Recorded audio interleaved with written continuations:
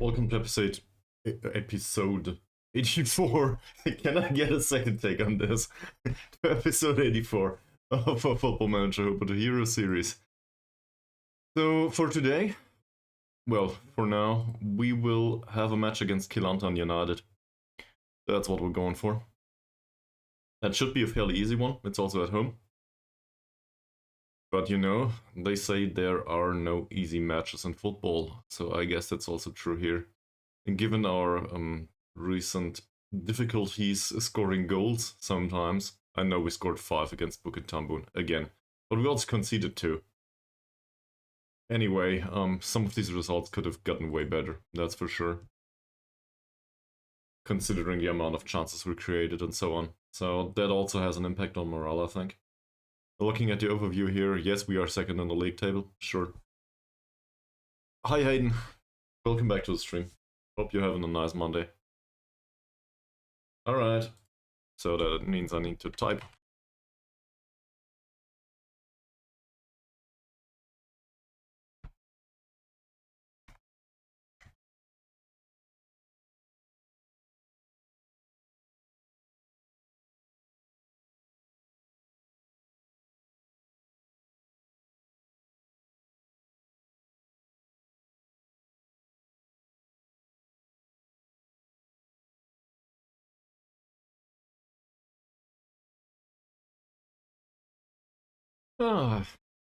Okay.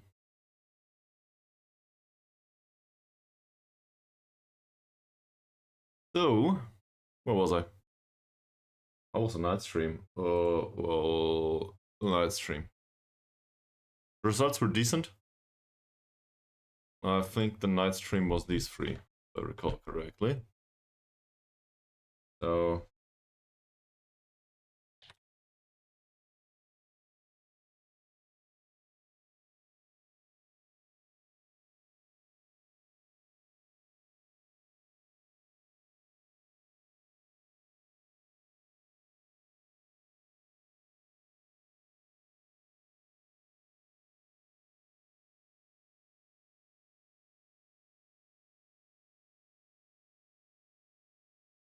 well, if he doesn't have sound on, he will probably not be interested in the fact that we can play sounds on the channel now.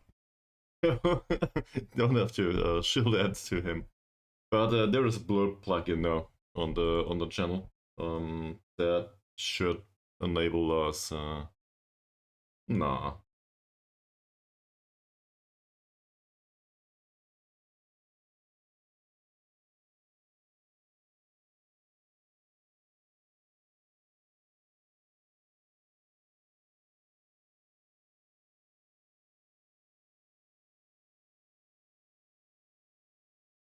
The stream usually is rather tiny. Well, it fluctuates a little. It fluctuates a little bit. Sometimes there's like 10 people around here. Sometimes there's basically nobody. So I wouldn't call it a big issue.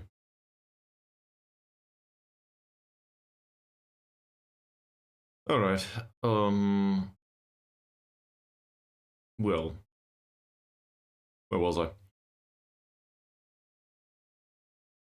We will need to go through this match against Kelantan United. It's in a week. This is one of the weaker ones, supposedly. But, well, supposedly. Kelantan are 6th in the league, actually. So maybe I should take that more serious. I thought it was a weaker team. Given that they just got promoted, we can probably have a look at it from the angle of... Let's go back to the league. There's stats team detailed here. And Kelantan, from the perspective of salary per annum, they are still very low within the league. Sure, we are dead last, but we're used to that by now, aren't we? So this is still well within punching range for us, I think. At least for the time being. Oh, Sabah have insecure finances. Interesting. Well, so maybe we can rotate a little bit. We need to do that at some point anyway. It might be a good opportunity, for example, to play Hasnodin or Badrul Hisham. Maybe also give Malik some playing time. That said, it's not like the form of anyone dropped off just yet, but it might be a good idea to do it anyway. And speaking of form, we might want to mention Baru. I don't know if it already came up. He scored twice last match, and he had an assist for an overall 8.8 rating. But more importantly, looking at the history now, he made 8 appearances and scored 7 goals and had 2 assists. Funnily enough, he doesn't get paid to score goals. He gets, per appearance, some money and an additional assist bonus of 25 euros. So for him to score is actually quite detrimental to his wage. How long have we been on for? 5 minutes, 10, 6 minutes.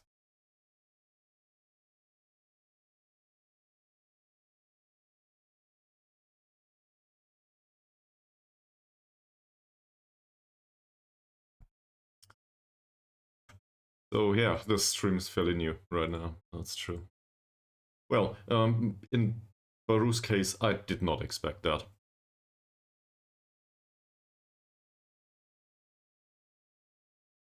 Wow.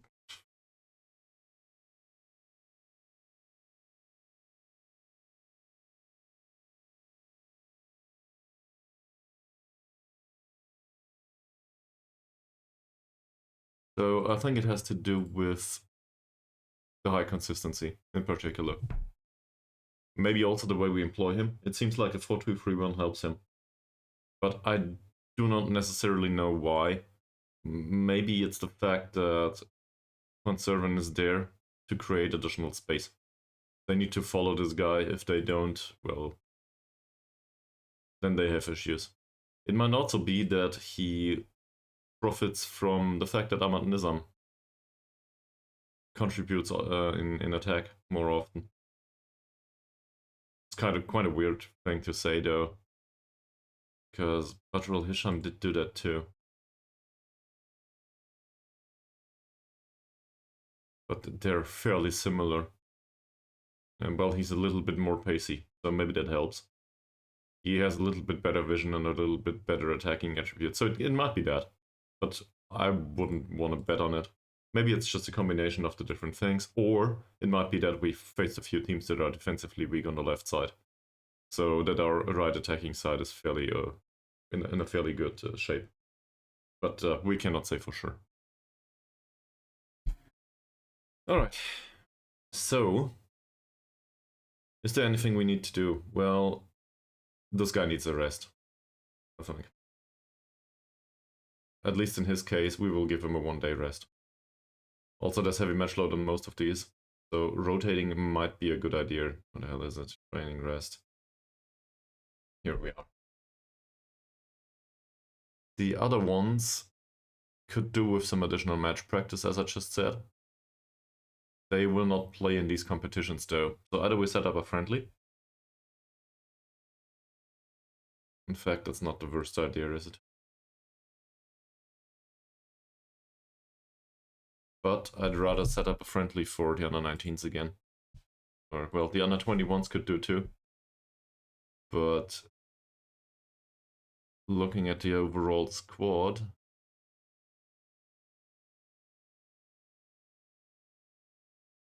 okay, that's not much better.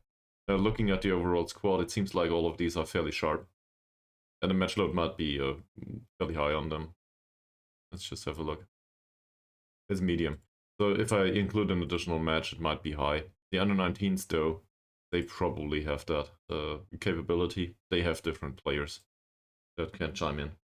So rotating a little bit helps. As a result, I think we will set up a friendly here, but we won't because, well, that's far too close. So never mind. We won't do that.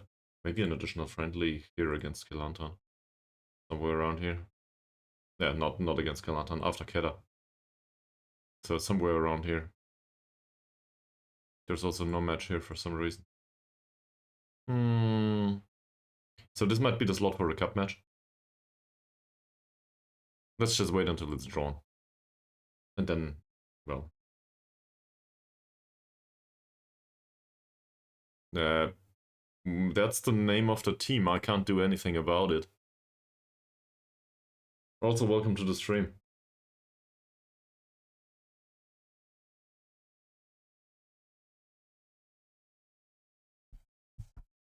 But if you have any other suggestions, I don't know, drop them a mail. I'm not sure if they exist anymore, though. Sarawak United is an interesting participant in the Malaysian Football League for sure.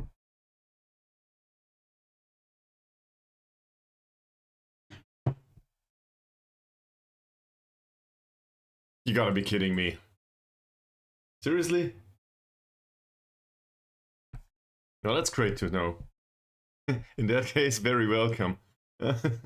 Yeah, well, so I don't know anything about, well, not much about Malaysia in general, but in particular about Borneo and or Sarawak. I learned a few things, obviously, considering that I've been playing this for, what is it, 3 in-game years, 4. So, you know, you get the gist of some stuff. For example, recently we found a picture of the 2 stadiums. Well, I think it's the how is it? The State Stadium, I think. The one that belongs to Kuching, and also the bigger one that apparently is not used at all.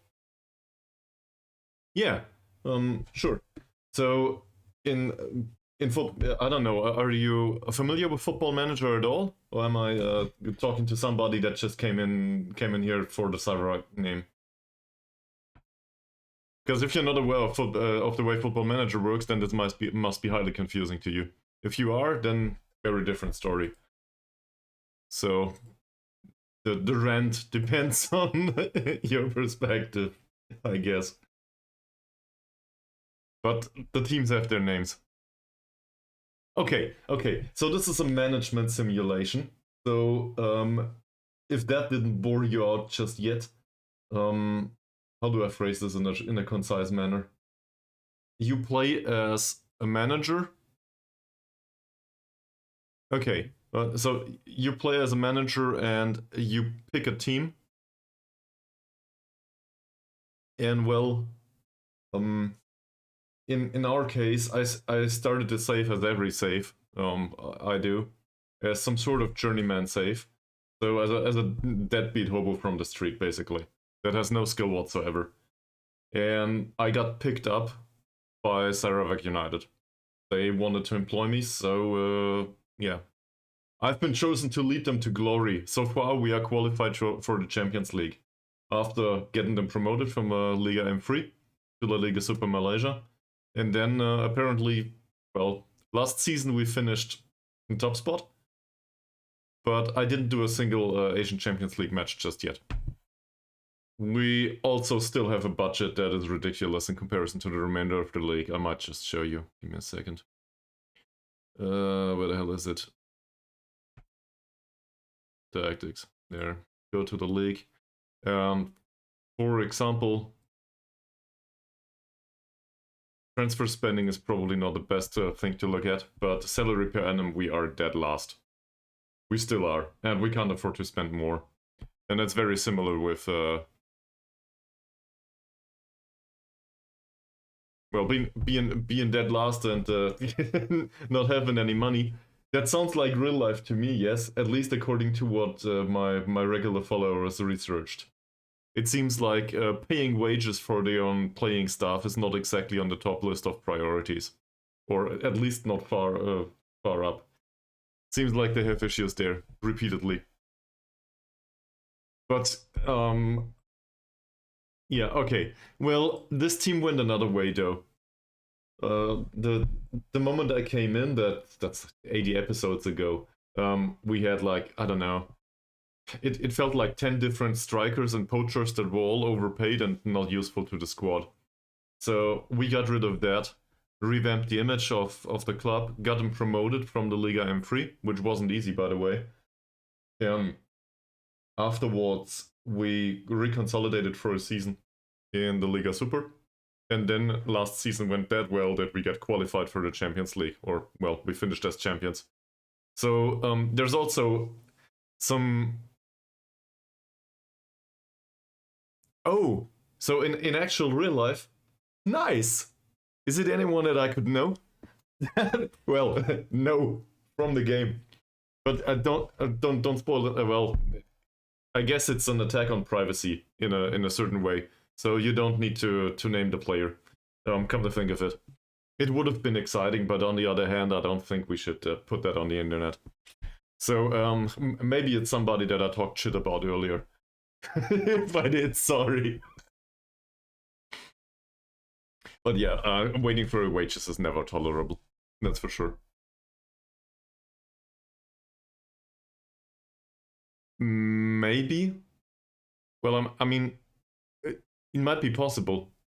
I could flip through the transfer history, but we might not be on there because he might have left for a free transfer. So it's not sure. Also, youth intake or something. If he was a youth player, for example, it might not be in the game, depending on his age. The game simulates ages 16 and above, beyond or above. And also, if it was earlier than 2024. Okay. Well, if it was earlier than 2024, I do not think it's in the game either. Or 2023. Whatever. Whenever we started. But we do have transfer history, obviously, here. For every one of these seasons. But it only goes back as far as 2023. So, he might be on the list of these names. But I don't know. And to be honest, the representation of the players in the game might also not be a fair reflection of what happens in real life. I think Sports Interactive, the developers here, they do fairly good scouting in England and around Europe and so on. But the lower the league goes, the more the players are balanced and have some attributes. So I'm not sure if it's a fair reflection most of the time. Also, there's some randomness to it. So if I consider a player to be trash, that does not necessarily mean that they are in real life, obviously. It's just a different thing. That was the cup draw, by the way. Well, anyway, it is, as you can probably tell, it's really exciting to meet somebody that's actually from Sarawak. So you are very welcome to follow along if you are interested in this kind of stuff. And well, I'm very happy to introduce you to basically all of the squad that is here now. Hey, yet another member for the fan club. Are you quite sure it's not a self-help group? Definitely the latter. I do think though that we got, I would argue something interesting going on here at least. For example, well, it's very different. So FIFA is a more active approach, as far as I can tell, because well, you do stuff while the players are on the pitch and so on. Football Manager is more sidelined, if that makes sense. Now, given that you watched a few of the streams, obviously, it might be that you're more interested in football than in the game, actually, or in management. So, let me put it that way. Yes. Well, tactical and strategic. So, depending on your perspective, that might be really interesting or bore you out. But, yes. Exactly. So tactical from the perspective that you need to deal with what's happening on a match by match basis, and strategic because you need to deal with transfers, you need to deal with squad planning, you need to deal with risk in a way. So that might not all mean that much to you, but it all comes with a certain approach to handling it. And on top of that, with financial circumstances. So let me just put that up here. Sarawak United is, even in-game, definitely known for not being able to keep the finances in check. So being able to spend less on staff and players is really important around here, if that makes sense. And most Football Manager players just throw the money out of the window and hope that it will sort itself out. And if you do Man City or something, that may well be the case, because you don't need to worry about it. At this club, though, we have a 40k all-seater, and, well, at least in FM we play in it, and there's like 350 people per match in the stadium. So You know, we don't earn any money from them. They pay approximately €1, it seems. This is all in euros because I'm from Europe, by the way. Germany, to be more precise. So I don't know what it is in local currency, but it can't be much. At least according to Football Manager.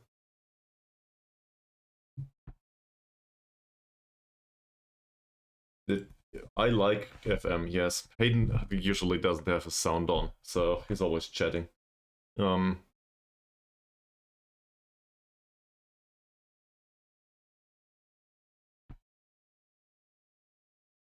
Well, so that's what we have around here. So feel free to ask any questions if you're interested in anything in particular. And we also have a bunch of memes and stuff.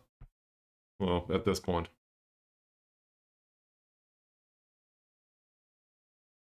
For example, well, I think the easiest one to comprehend is this one. Well, there's a club info. We changed the official sponsor because we had two players that were named Chuchu with their last names, and we couldn't distinguish them. So one of the two was named Chuchu, actually a club hero at this point. Former scout of ours too, former left inverted winger, and we also had another one that was named Chuchu with last name, so we nicknamed him Thomas. So apparently Sarawak United in our world now has to do with trains. That's just the way it is. Nah.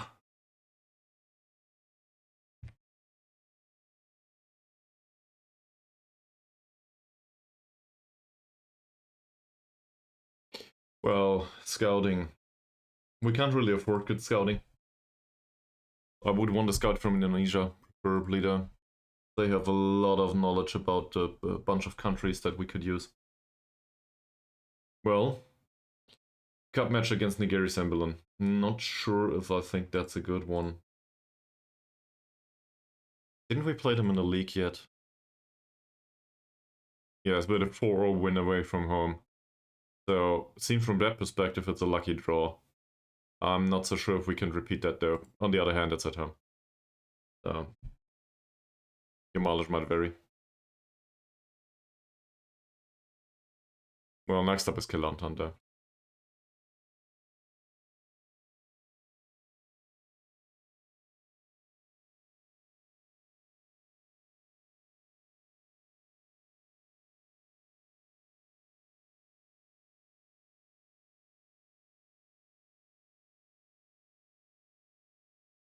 Philipp Ulrich.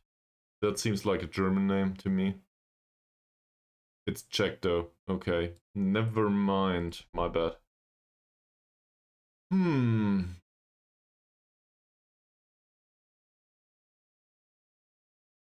Well, I don't think we need a keeper right now. Also, he earned €250.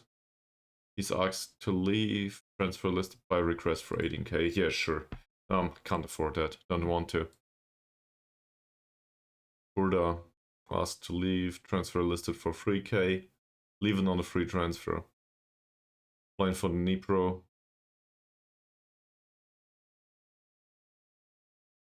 That's a rather unlucky circumstance that I'm aware of where that is in Ukraine, actually. I think it could be worse. Very good crossing skill, most likely. He's 21. It's not a bad one. I'll shortlist him and will offer him a trial, which the club will deny. But still. Might be an option. There's not much to do here, I think. And neither here.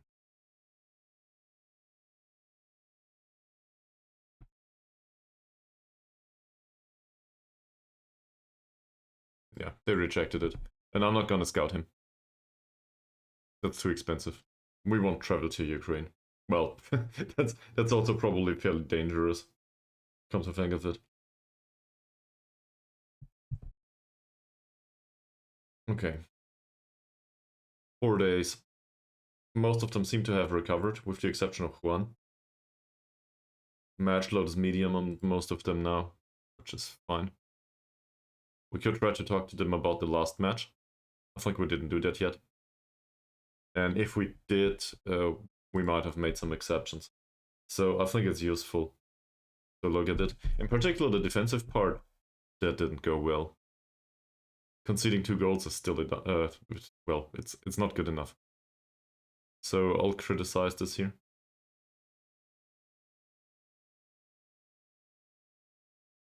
Should have done better. Conduct overall is okay. And he has a good influence on the rest of them, so I think we'll praise him for that. Alright. No, I never ended up there.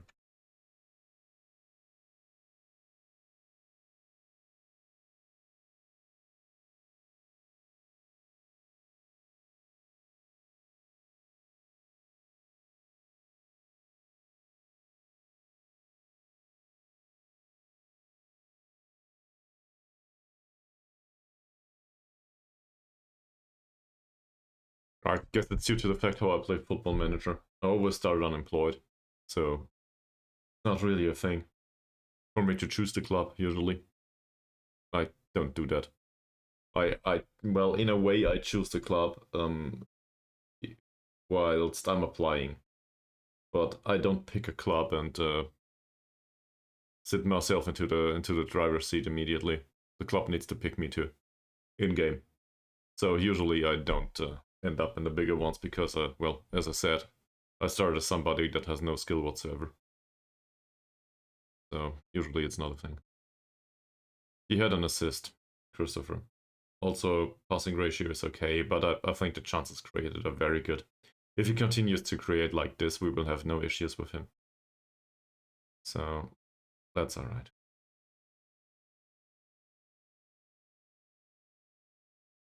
No other major concerns, I think. Dako Salima didn't play. Diego didn't play. Elbok did play. Passing was good. His heading could have been better. A 6.9 rating, I think we'll praise his passing. Despite that, he didn't score.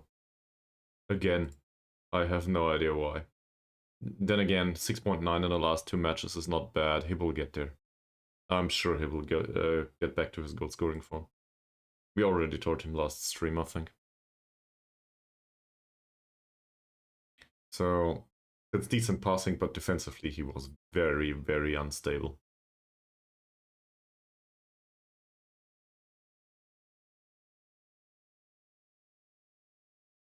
And we conceded 2 goals, so that's just not good enough. Ondalpeka made an appearance. He had really good passing. Also created some. I guess that's better. He didn't score though. But I think we can praise the passing here. 13 out of 15 isn't bad. And giving him some playing time is important if we want him to develop at all. So it might help a little bit. Harsey made an appearance, sure. As you can see here, not that impressive though. I'm not sure if I want to comment on it at all. Then we have Hasnodin, who didn't play. Mahathir did. And as I just told you, I'm not so fond of the defensive performance overall. That said, I don't think it was his fault specifically. It might have been more the lack of defensive performance of the white players. Olegs Raj did score, which is good. So we can congratulate him on that. Came on, had 20 minutes, scored. That's alright. For a 16-year-old in particular. I do not think I have much of an issue with that. Also, well, he managed to score whilst Elbak had 70 minutes and didn't, so maybe it's a good idea to increase the pressure a little bit on Elbak, but not by too much. He seems to have issues with confidence already. Juan did have a very good match, as you can see with the chances created here. Very good passing ratio. 2 chances created, 4 key passes, had an assist. 3 out of 3 tackles, this is all very good. I think we will praise the chances created here though. That should be a fairly easy win. Yep, Jonathan didn't make it through the entire match. 6.8 rating. I don't think it's praiseworthy. On the other hand, he did contribute nicely going forward. As you can see, good passing overall. It's more about the defensive performance, but I'm not really in the mood to criticize it just yet. So I'll probably praise the passing. And if it doesn't happen a second time, criticism is not specifically needed. Zakaria had an outstanding match for his capabilities. If we consider that he's a ball-winning midfielder, he had an assist as well as a goal. That's very, very good. Considering that he's usually, you know, the more defensive-minded type. Or at least he should be. So I think I'll praise him for the goal scored. That should be a quick win, and it is. Malik. Well, Malik came on, replaced Ankun, didn't do much. I don't have big issues with him. But it's just not enough playing time to make a fair assessment of his skill. He had 3 interceptions apparently, and the tackling ratio is decent, but it's still a 6.7 rating, and I'm not sure what I think about it. Also, passing could have been better. He did not contribute in the attack. I think we do praise the tackling ratio. I mean, it was spot on, that one tackle, but we can also criticize the lack of chances created here. That should be fairly easy. He wasn't creative at all. Amamu was hurt. Norman Ankun did play for the entire match, scored 4 out of 4 tackles too. I think the scoring is usually the easiest one though. In particular, given that he's a playmaker and not a natural striker, so that's easy. Anything that was really bad about his match? Well, I don't know. Let's not criticize him on an 8.0 rating though. Bashar Hitcham didn't make an appearance. Shane Thomas Baru, I think I just praised, didn't I? I didn't. Okay, so Shane Thomas Baru is on his 8th goal now, within the season. 7 goals in 8 matches in the league? Yes, but he scored 8 overall, I think, including the cup match.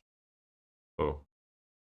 So, this is the player with the best form in the entire team right now. And I did not see that coming.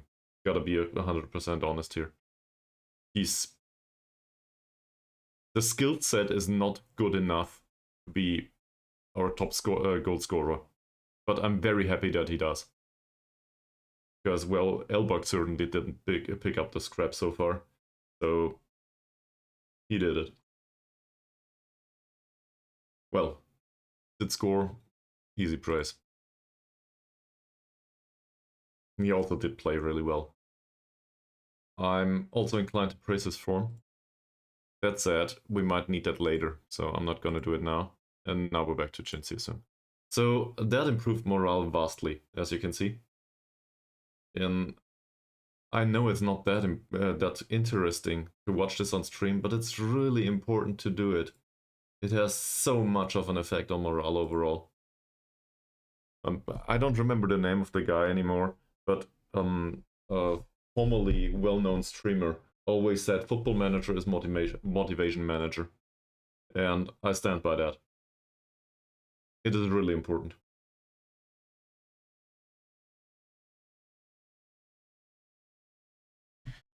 Alright, so training, a physical session, possession-based session, a little bit of other stuff.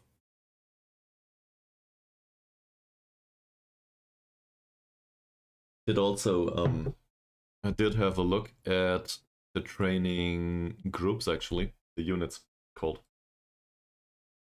So, as you know, we have 3 units in Football Manager, and I had a look if our defensive midfielders, in particular also those that are involved in the creative process, so Ankun as well as Malik, if they are also part of the defensive unit.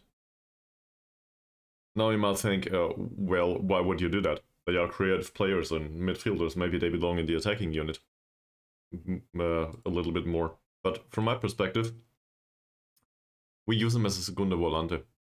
And a segunda volante, despite being a player that roams forward, does also need to be reliable defensively. So I'd rather have them in a defensive unit and at the detriment of creative skill than to have issues defensively.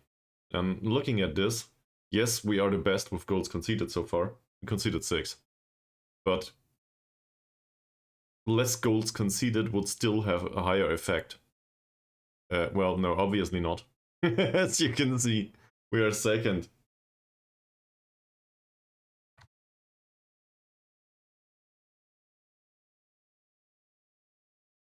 So, I would argue, in this situation, counterintuitively for some people, I guess, that less goals conceded would be really important here. Because one less goal would probably have gotten us an additional point somewhere. Either we would have won the derby against Kuching, or maybe gotten a draw against Johor DT.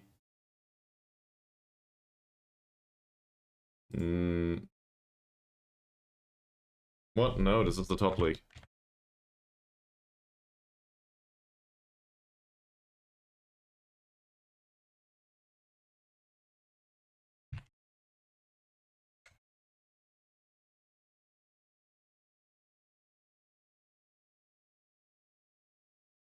And I never played in any Champions League in Football Manager, by the way. In particular, not the Asian one. So I don't have any idea how it works schedule-wise. Well, I guess I'm vaguely aware of whatever there is in game. But, you know, registration and stuff, I need to figure it out at some point. Well, Hayden, let me just show you.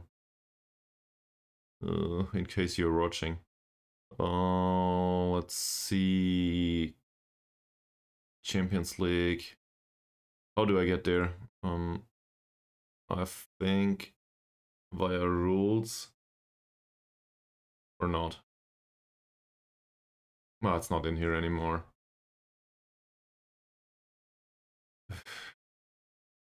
We're not in a competition just yet, so I can't pick it here. Like that? No.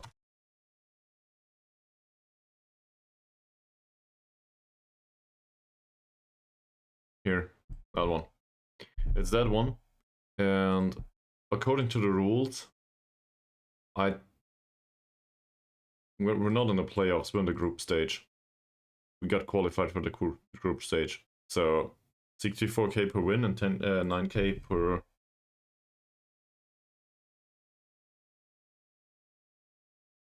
$9k per draw. To win.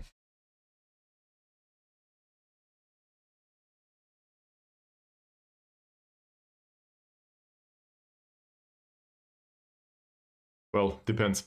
Also, obviously, you know, supporter income, if there's anyone in the stadium. But as we just realized, thanks to Real Stampy,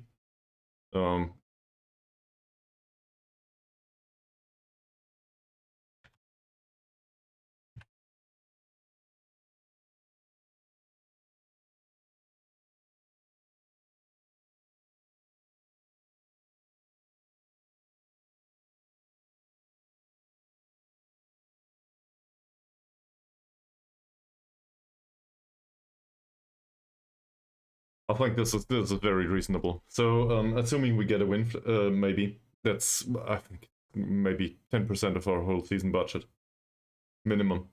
Might be 20. So I don't know, between a 10th and a 5th. What's for food today? Well.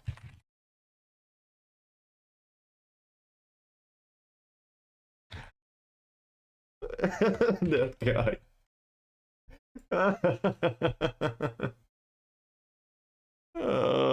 Well, go get some. Alright, so Musi Beraki is a player that we wanted to sign earlier. You got in there.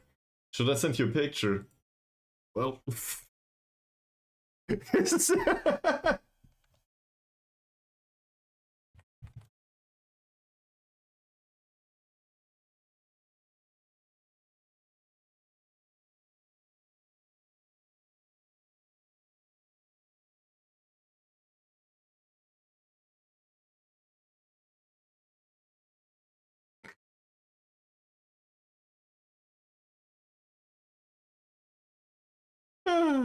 It's fine.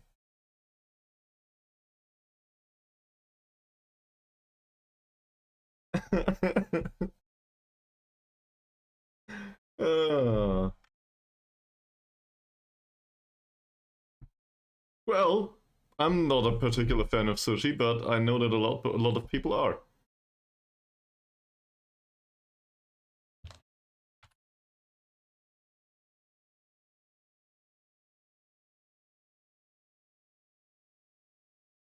That's interesting here, at least to me. So the opposition report obviously could be interesting too. Looking at this, there's a few players in there that have good stats. Sure. I will need to look at these players and their particular performances though. Later on, I guess preparing for the match. So,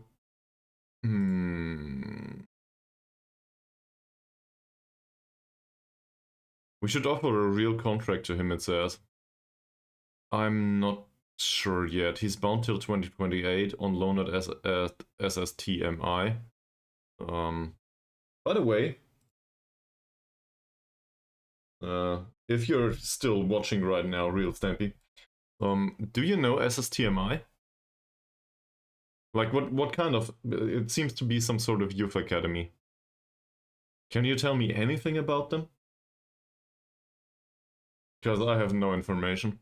And well, they seem to have under 17 players only. What's it called?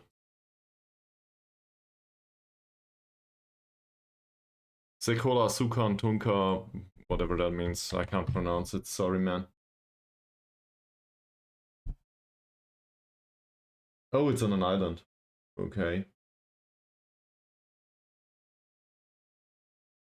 But there's just a Malaysian article about it. I have no idea what it means. So...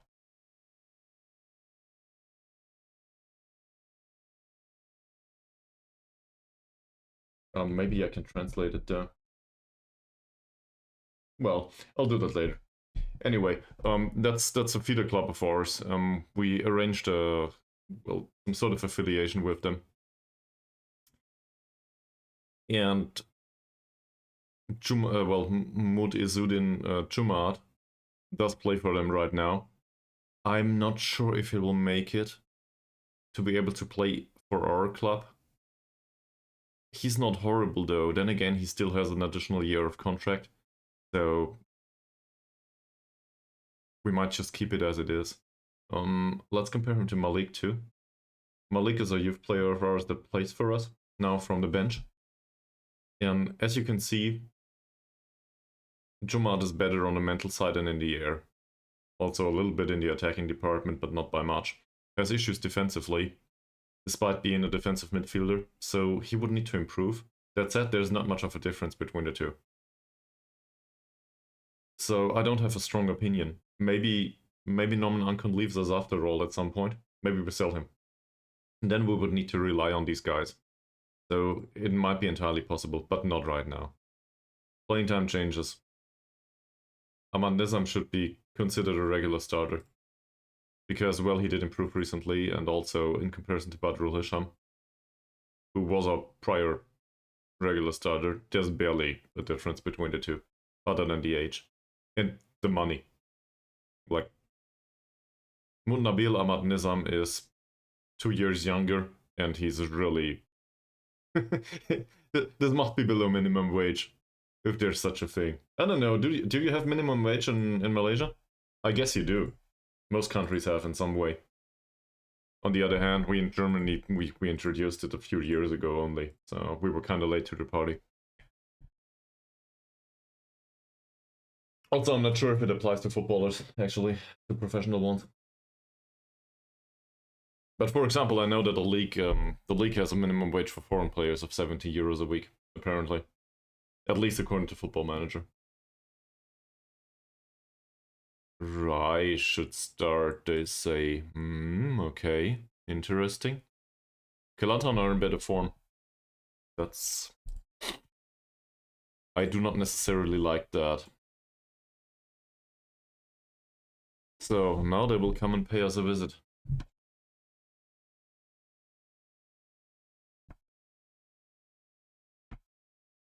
Oh, development advice. Well, let's have a look at it. So this is Dort. He's out on loan anyway. I do not think I consider him a wide defender though. I consider him a central defender. And given his jumping reach, that makes sense. The issue is obviously with the rest of his skill set. Not sure if he will make it. He does have a nice trait though. So we would need to cope with the personality. But he does stay back at all times, which is very good to have on a central defender. And to be honest, he's useless up front anyway. So from that perspective, I think this is reasonable. Then, well, it says he could become slightly better than Amamu. Cool. This is yet another youngster, but this one seems way better. I have issues with the personality here too. He's unambitious. I do think he's unflappable actually, so that's not too bad. Unambitious and unflappable. So he might be very resistant to pressure at least. In other words, we can demand more all the time from him. I do consider him to be somebody that could do the job, for example, as a ball-winning midfielder. Obviously, the mentals need to improve, but on an 18-year-old, I do not expect much from the mental side of the match. This is alright. Work rate could be better.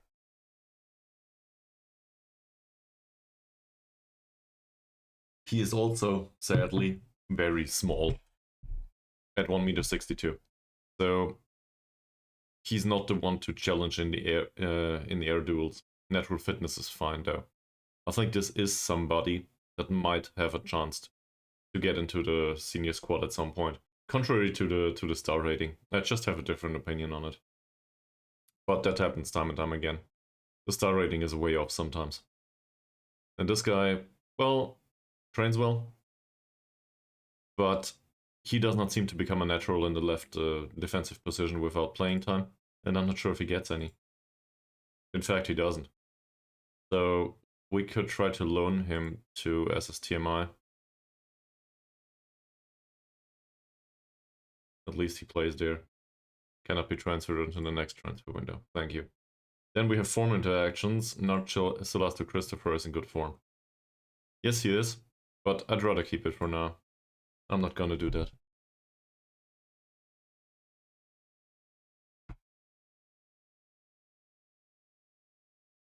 So, any comments on the save so far?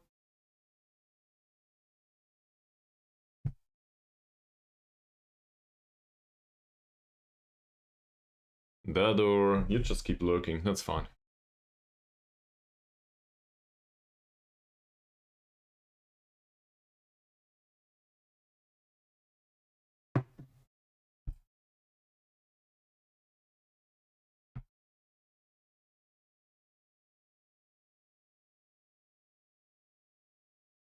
Alright. So, Carlos da Costa Lima has put in very good performances as a right. Yeah, cool. He also declines. I think we'll sell him. His contract runs out at the end of the season. He will not make the 15 appearances needed. We'll try to sell him. I won't get it done though. Osman Mohammad does not like its training sessions. He is annoyed by the lack of technical attacking training. I think that's been an issue recently. They will just need to get used to it. Same here. But it's 2 players only, if I recall correctly. Have a look. Training, individual happiness. So the under-21s is happy. The senior squad is happy. It's just in the under-19s somewhere. Training, individual happiness. There. It's 2 players. These 2. That's all there is to it. So I do not think I will change training. It's just not needed. They will need to adapt to the circumstances and, well, it's fine. They'll get used to it. Also, this scouting focus does not yield anything. Like, nothing at all.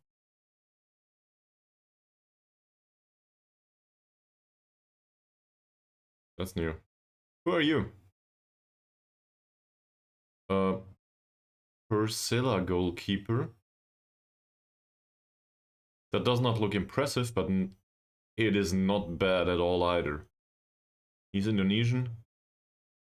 Apparently he's in very poor morale. He made 2 appearances for Persilla this season. So basically none. Contract runs out fairly soon. The money involved is way too high. Otherwise, this is a very good goalkeeper. Comparing him to Chin Seo-sum...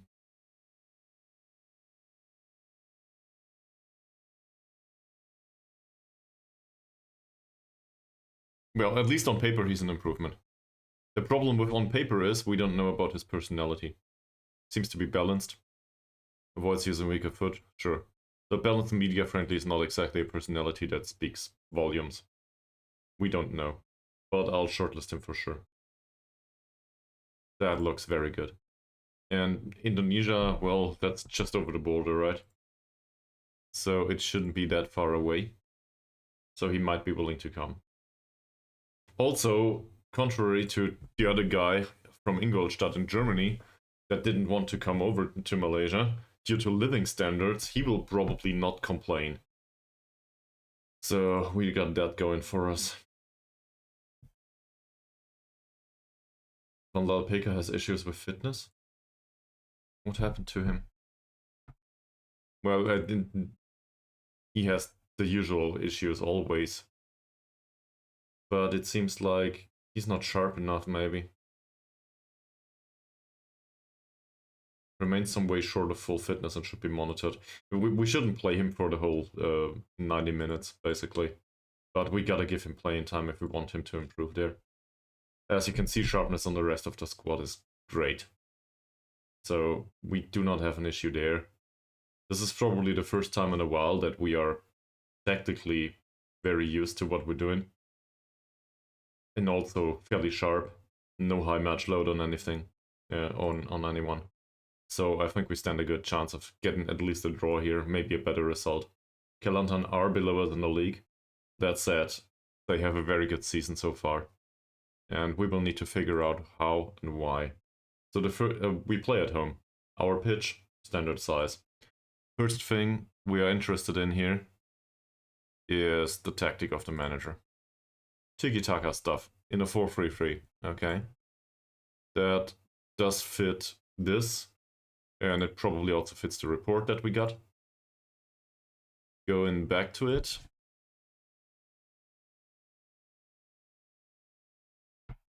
If I can find it. Here. The list of weaknesses is not as long as I would want it to be. Then again, the list of strength is also not that long. So either our scout is really bad, which he just might be, or on the other hand, it might also be that they are fairly average in most areas, but they seem, for example, to have issues with pace. That might be true for most players, but maybe not for some. As you can see, the wingers are still fast. It's not too high of a skill set there. There are issues here. Look at that. He's pacey and he can finish. So they are very dangerous from counter-attacking, for example, despite playing a tiki-taka style. He's a good passer. We might be able to mark him out of the match there. 17-year-old, but he's not strong. He is brave though. Very similar situation here. So we could try to shut down the midfield. This one's a good passer too. So this is the supply, and this is the running department. And these, I mean, look at the marking. This is a defender. Positioning is an 8 only. No strength, no jumping reach. Can't run with the ball really. He can provide crosses, but that's about it. And well, the tackling is good. But he might be caught out of position and he might lose his mark all the time. That's better. Well, in fact, that's a lot better. But in ball distribution, he doesn't help much. Same here. It's a decent player. I would actually be interested in signing somebody like this. Considering a physical part, that is really good. I like that. And the rest of it is not that bad. But we should be able to create chances against him.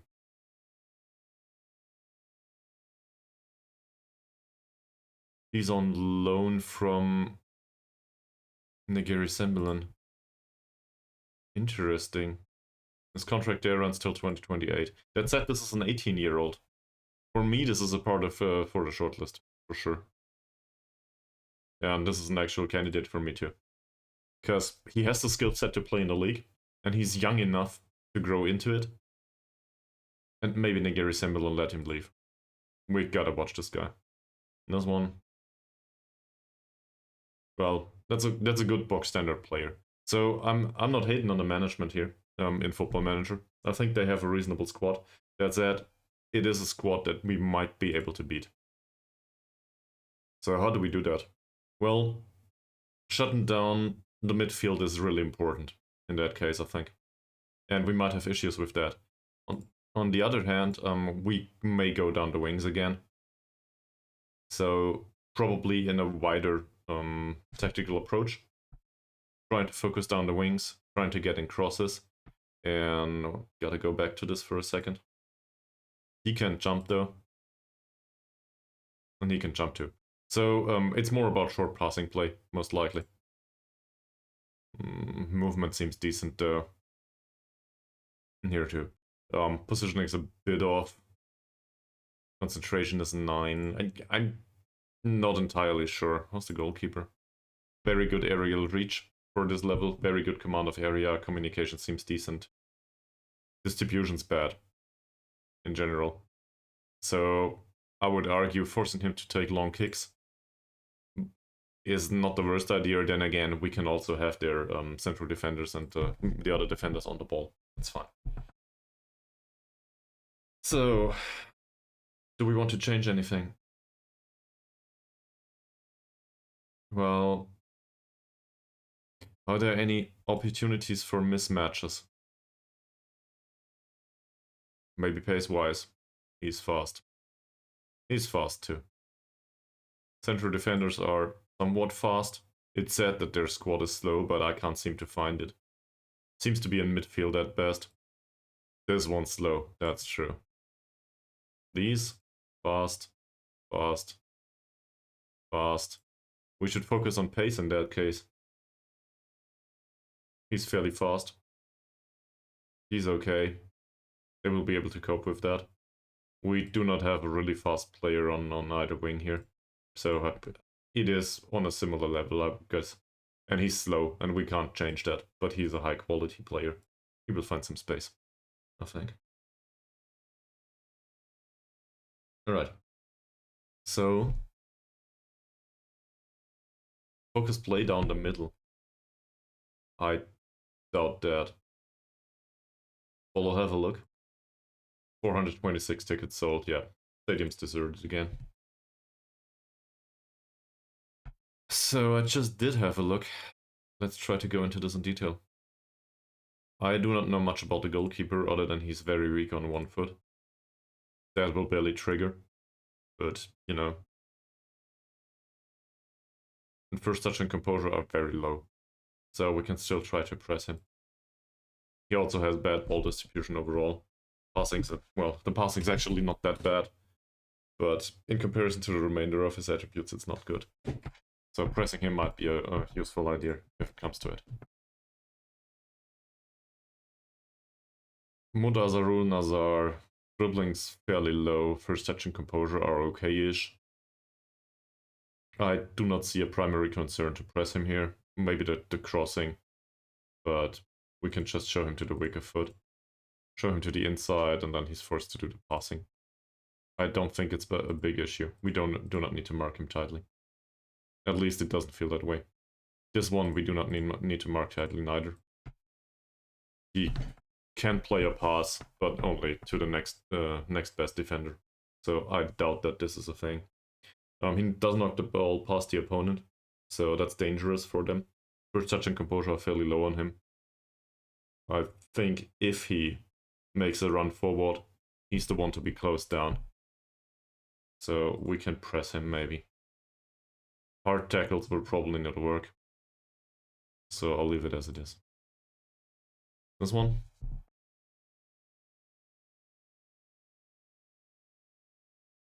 Dribbling is very low. Bravery seems rather low. Strength is decent though.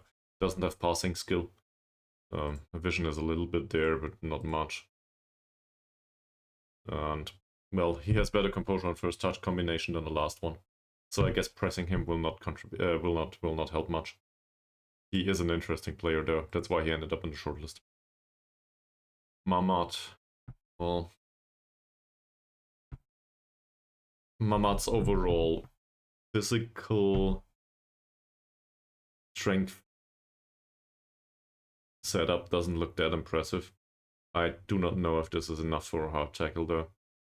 He can cross a ball, gets forward whenever possible. I think he needs to be pressed if it comes to it. So the team misplaces those. But we can't be really sure. That said, he does not need to be marked tightly. As you can see, his passing vision combination is not that impressive. So hopes are we can leave them all open. He's better. He's a 10-point passer. They have very good runners up front. So chances are we need to mark him out of the match. He also has, again, low attributes, dribbling, bravery, and strength. I guess hard tackles might be in order. It's not absurdly low though. Maybe we'll set that to hard tackles and hope for the best. It might not contribute that much though. Good passing. Off the ball movement is lackluster. Similar situation here. Well, first touch is very good. Composure is low. Dribbling's low. Bravery is high though, so not really doing anything else.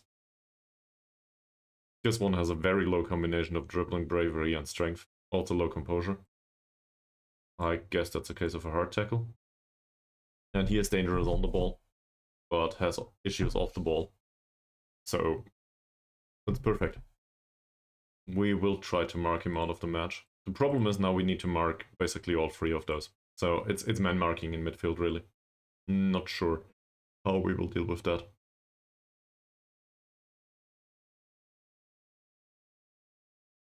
Dribbling is very high. He's rather fast. Runs with ball down the right. That fits the position he plays in. Likes to run keeper, moves the ball to the right. Okay, so we show him to the left, obviously. What would that imply? Well, showing him to the inside. So he's forced to pass the ball. He's not bad at that. Off the ball movement's good. This is overall a very good player. By the way, as somebody that has issues with red and green, I hate this combination.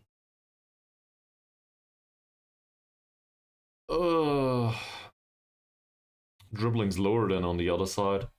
Crossing's better. Likes the ball played into the feet. His off-the-ball movement is fairly low though. So I would argue we would try to mark him out of the match, despite that being a difficult situation. He's fast. And we show him to the weaker foot. Same as on the other side. His passing's very good though. So overall these guys are technically gifted. This one, low dribbling, low bravery, low strength. Despite what I might have said about penalties recently, I think this one is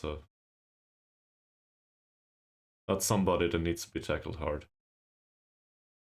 He is dangerous though, from the movement perspective. Off the ball movement's fairly low. I would argue that maybe we could mark him tightly. Then again, he would run away from his marker, so I'm not sure. Let's not do that. So much for our position instructions.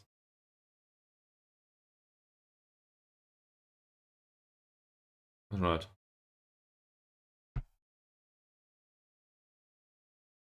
Did I forget anything? Yes, Fakrullah still has tackle harder on for some reason. Gotta change that later. He's the one to tackle harder, isn't he? Nah, he's not. I don't think we have anyone that tackles harder anymore. They are all decent tacklers. None of them is a very good tackler. I guess Zakaria. Yeah, he's an 11. Anku dozens of tackles already. And I guess Elbach does tackle harder, doesn't he? It's just due to the roll though. Okay, so much for that. I did want to play fairly wide though. So the tactical recommendation was to play through the middle. Why would that be? Tackling's fairly low. Same here. That's the wrong way. His tackling is very high. I don't know why we will play through the middle, to be honest. Does not seem likely to me. Going down the wing specifically doesn't need to be done either, though. We can just keep it as it is and see how it turns out. Crosses keeping it mixed. Yes, there was nothing in particular that came to mind, looking at their central defenders. The mid block does not feel bad. We might need to press a little bit more, though. That seems to be an issue this season. So let's submit this. Let's go. Fingers crossed that we can get a result. He's nervous about his battle with Shivan Pillai. Okay.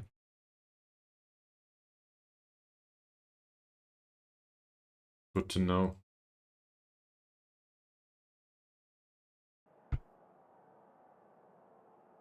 Everybody's got their trains ready, it seems. That's good. Alright. This is a home match against a form. Against a team that is in, well, better form to a degree. That said, we lost against them last time, so that's an easy one. We owe them. So, is it an important match? Not really. Elbach seemed to have issues. He was upset already.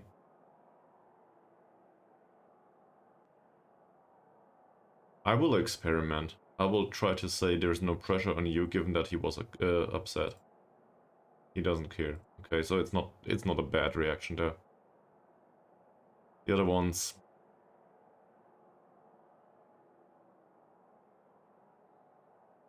I think I do have faith in most of these. For example, in these two. Jane Thomas Baru is inspired already. And I think I want to see more of the same.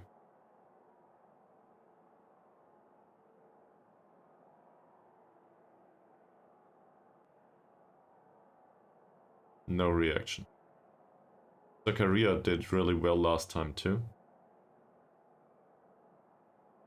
Alright, Norman Ankun, I think he scored. Yep. That's good to know, hey.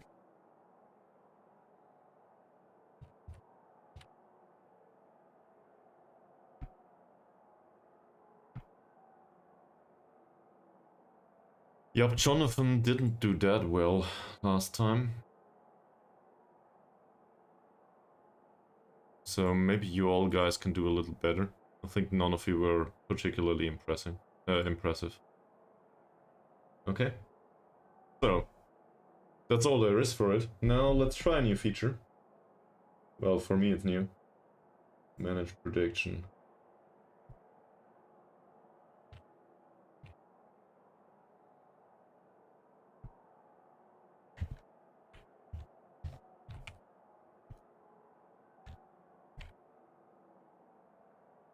And I will put in a submission period of a minute.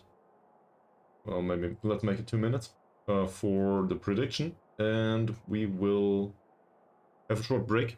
I also need to look at something in my apartment here. I'll be right back though. And afterwards we'll do the match. So make sure to stick around. 2 minutes.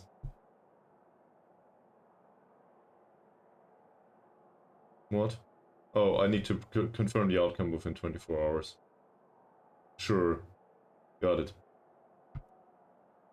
Prediction started, and we will have a break. BRB.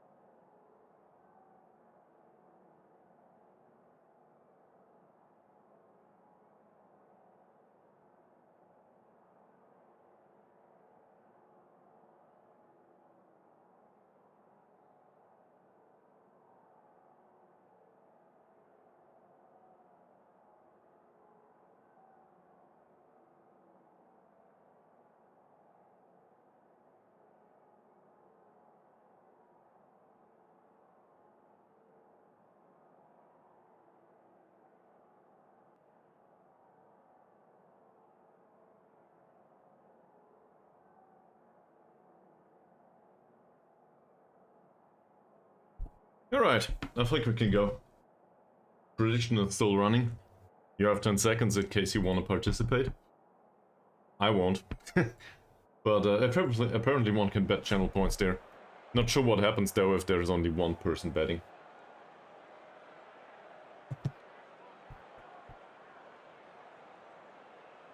Alright.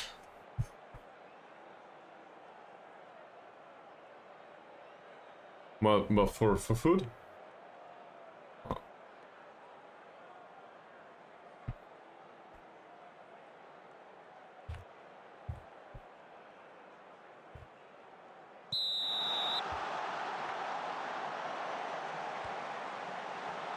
Well, let's focus on the match though, not so much on the food.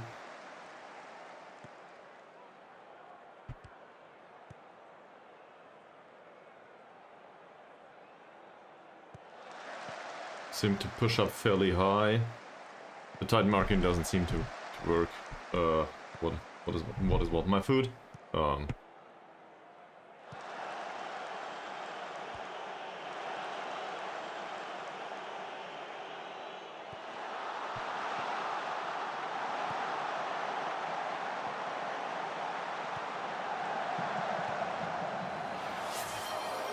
Well, thank you very much for reminding me, and welcome to the stream. Cheers! Thanks, man.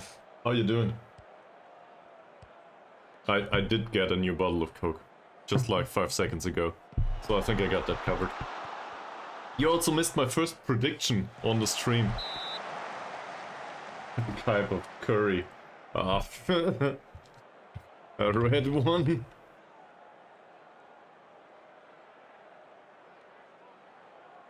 Well, do you want me to drink from that?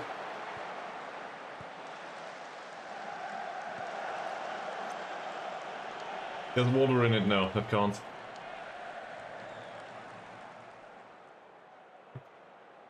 Also, it makes me a horrible person.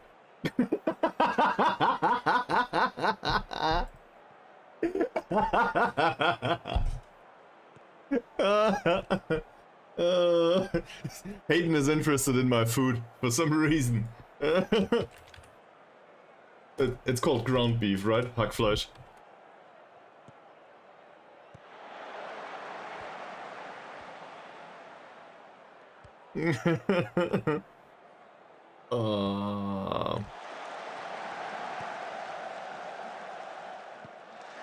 Apparently this is more important than my stream. So you can already see things are going great. But given that you are around, Mr. Coffee Man, if you're willing to have a look. Fuck! Well, this doesn't go well. So we conceded already from a long shot. But given that you're around, there should be some sort of new plugin now where you can spend channel points for sounds. And I picked a few sounds that you can play by the channel points. Should be an extension somewhere. Gentlemen, we are dealing with someone here who has absolutely no life. Thank you very much for trying. So, we have that going for us now. Feel free to play with that.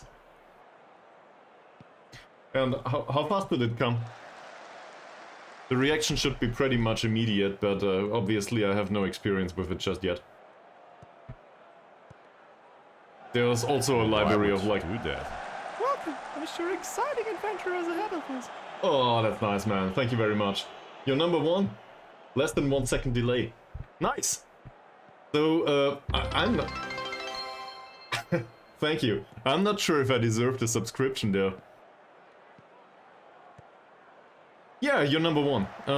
Well, because the recent subs did all drop out at some point, so it was mostly Prime subscriptions.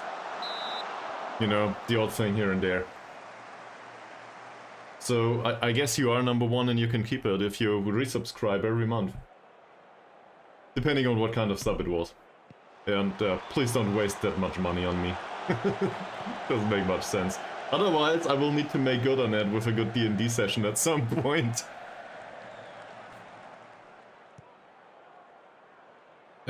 I'm not sure, but well,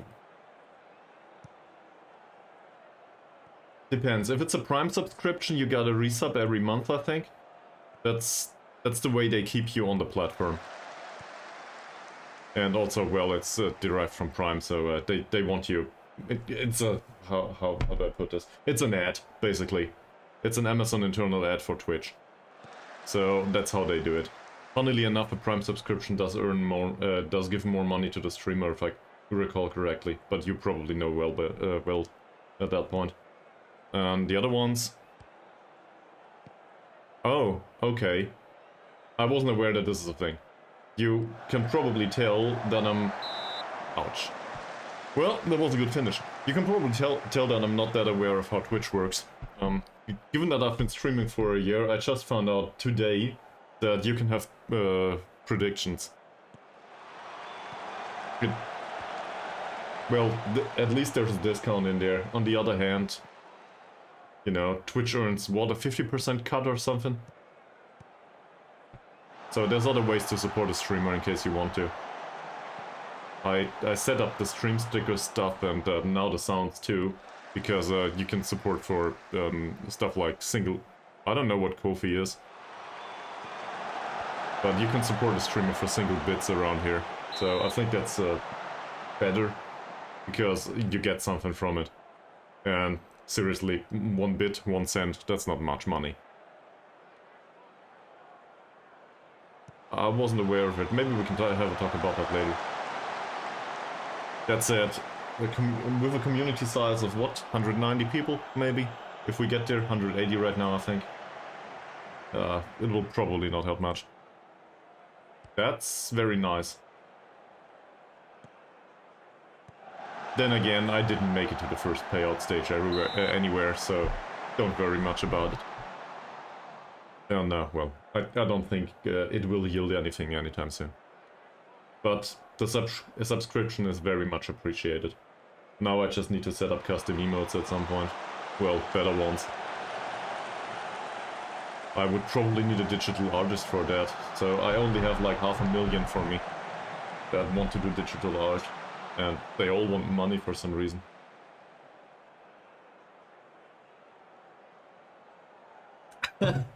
This is the way you spend your money.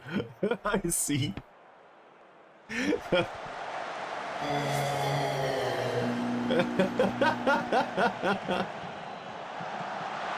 No. This counts? Oh, come on. That's defensively... That's really bad defensively.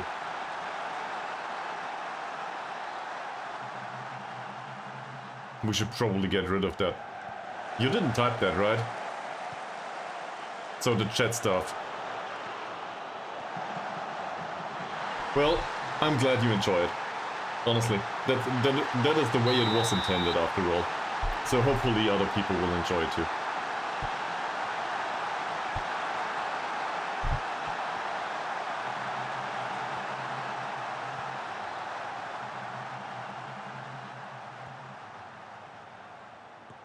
And I think I still have like 20 slots for sounds from channel points. So if you find something that is not a copyright issue, if it turns up later on YouTube. So in particular, nothing that contains a part of a song or something.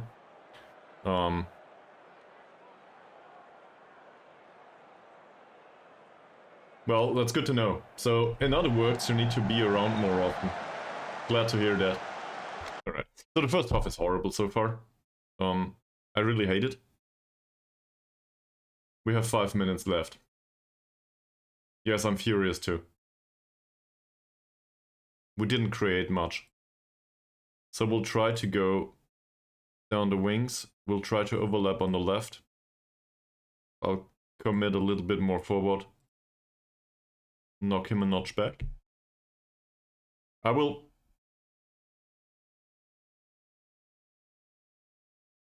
not drink the whole glass right now, just for you to see that I can drink water too. I repeatedly do that if Coke's empty. No, seriously, I do on a regular basis drink water. Okay, push the defensive line a little bit higher, I think. It doesn't work that way. We will also press more. And I don't know how to deal with it otherwise. Might as well get stuck in. Not sure. But let's do it like this first. And then we'll see. Yeah. So change that. Alright. Well, feel free to play additional sounds if you have the channel points. I think it should be one sound per approximately 20 minutes. I'm not sure how much you get. How many channel points do you get?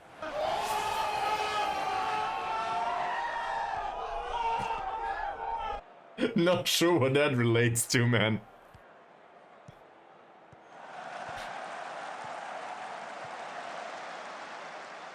Anyway, thank you very much for the sub.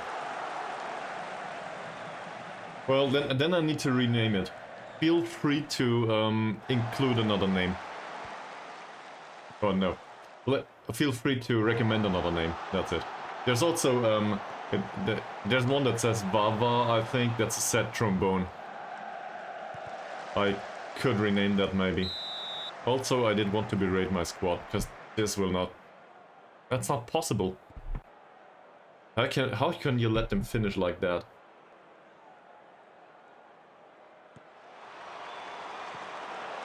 By the way, what will you be playing? Just out of interest. I might not even know it though. Nice. Not sure what that is though.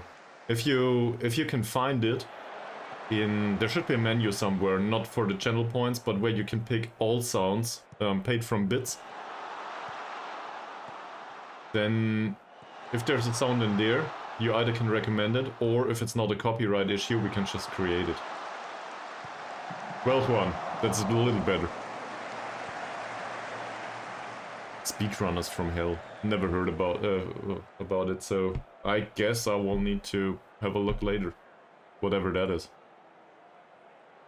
This is horrible. So we did create a little bit ever since we changed the tactics, but I think this is a mental issue. Not throwing the water bottle just yet. But they are terrible. All. Jinsu Sum conceded 2 goals. Immediately. I'm not sure, maybe I should have subbed the goalkeeper. No other changes. That's a really easy one. Definitely no other changes. So, I guess anyone that predicted a win after this match will probably not like their bet right now. Look at that. Tackled's okay. Good pass. Thanks, man. I will have a look later. Nice. Very good. Thank you very much. I'll include it later. Well, I'm vaguely familiar with most memes, but sometimes I have, in particular, in stuff like anime department or something, I have no idea about that, and I'm usually highly bewildered by whatever there is that is a common meme around there. So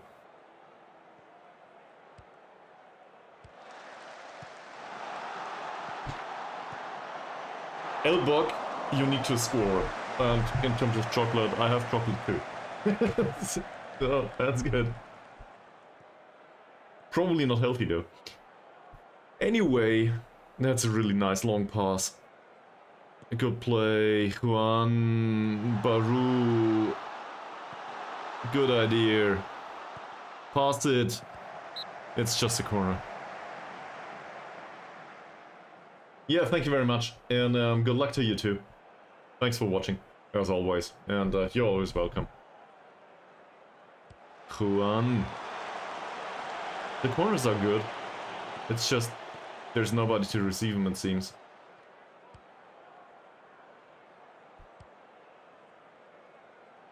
Yeah, thanks, man. And greetings back.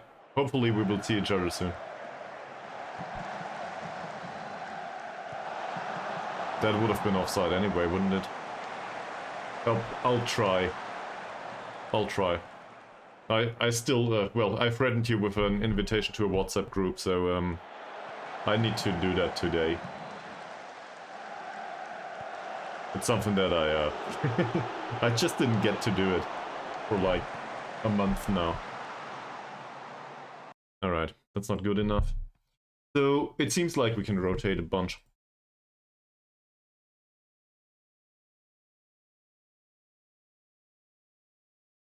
Fakrula has a shitty match. Let's bring on Ahmad. It might not matter anymore. And Ahmad is not a good defender in general. But, you know, in this situation we might as well experiment. We'll take off everyone. I will keep Harsey off though. I do not think Juan has a match that is that bad.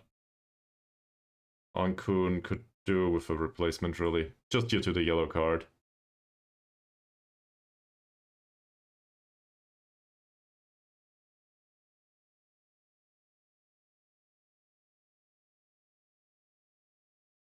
These are motivated though. The right defensive side does not seem to work today. We'll bring on Badrul Hisham. Easing of tackles is not an issue here. The rest of it seems appropriate. And we will go positive. No, fuck that. We'll go attacking. Let's get this thing rolling.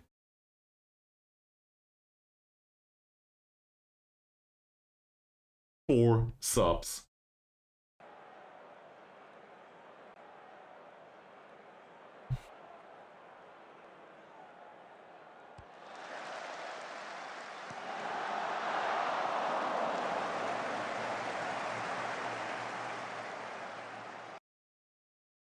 And I will continue the berating.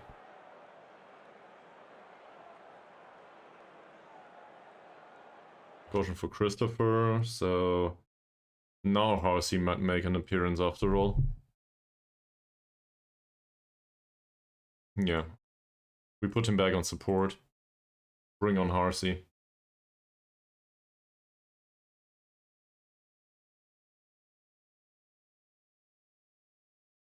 Give it everything you got. We conceded 2 goals. Yes, it's only a league match, but I would have wanted to win this. And I do not understand how it happened, to be honest.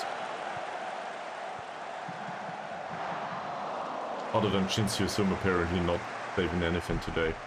I think he'll rot on the bench for the next match. Malik finds Zakaria. Another one over the goal.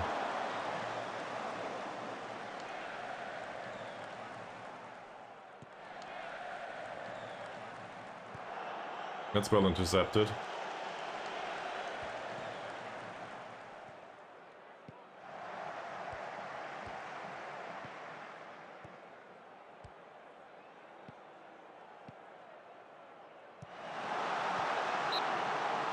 They're just too fast. Is that it? That or their movement is very good.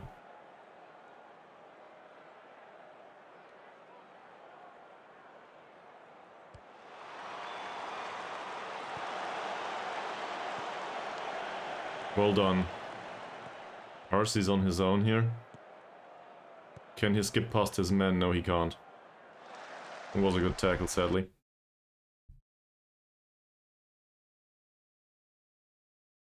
They sub their first player now. Right-footed only, knocks the ball past the opponent. Show him to the left.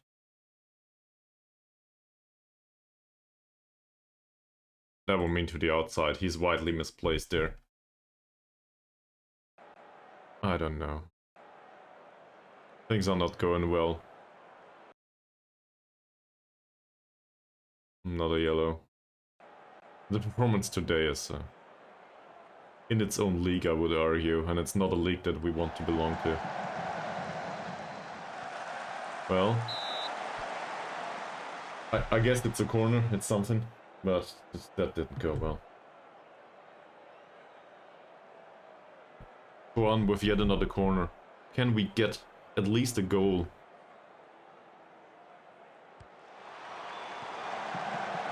Ahmad's there. Ahmad is very tall. Ahmad is a good jumper. Apparently his heading is too bad though.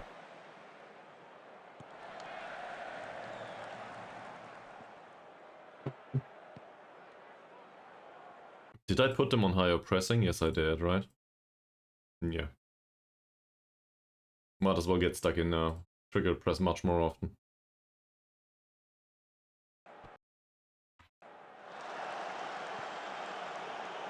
Harsey has the ball. Juan, he's exhausted. Zakaria back to Ahmad. That's not a bad ball. Nice. Nice. Olegs Raj, second goal of the season, I think. That was a very good situation. So we can score after all.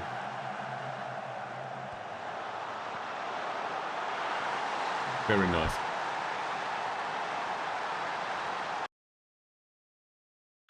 So yes, we will proceed with the tactical changes, only that we will go very attacking now. We have 3 minutes to salvage a draw. So I'll encourage everyone and we'll try. No more substitutes to be had. Work for it as hard as you can. Well done. Can we create something? Baru runs wide, there's a cross. That'll end up with Jonathan. Nice ball. RC. Zakaria maybe taking the long shot? No. Zakaria maybe losing the ball? Yes. We recovered though. That was close. Mahathir. Malik. Down the right now. Badrul hit. Oh. The idea was nice. Was a good pass. Well intercepted. Go Harsey, go. We still do overlap, don't we? That's not needed anymore. Nice cross. Yet another one that could have ended up with Rai. But he's not physically impressive just yet. At the age of 16. You know? It's an issue. Mahathir with another chance. Now we're creating. Way too late though. Maybe we should have done an attacking approach to the entire match.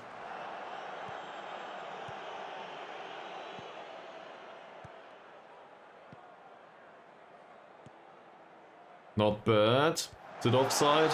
Damn it. It's offside. That would have been a clear goal if not for the offside. 2 minutes left.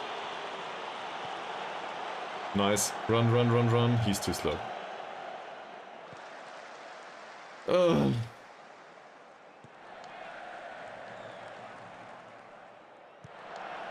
Well intercepted. Ball control by Rai. This is alright. We still have 2 minutes. Goes wide towards Baru. We lose the ball immediately. Damn.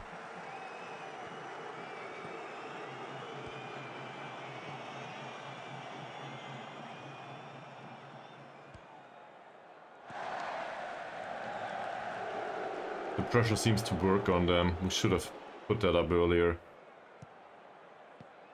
RC, long floated cross. Oh, it skipped past the one that had the opportunity to head it away. Rai would have been there, but I think it's too late. Malik, back to Yap Jonathan, last chance. Is it? It is. Well, damn. An effort has been made, I guess.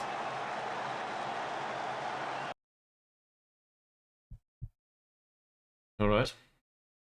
So... it's not good enough. We conceded twice.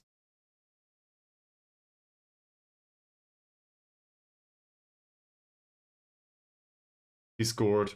Took Elbach off again. I think he needs to stay on the bench for a while. Resting Elbach. I don't know how we will cope with that though. So let's talk to some individuals.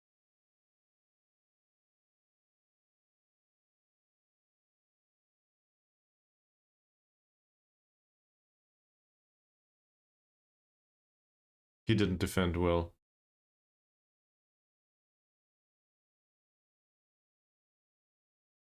I took him off because he didn't do well. None of the others did either. Harsey made a really positive impact there. And to be fair, Ahmad too. It doesn't show in the rating, but without Ahmad's ball, Harsey wouldn't have gotten to it.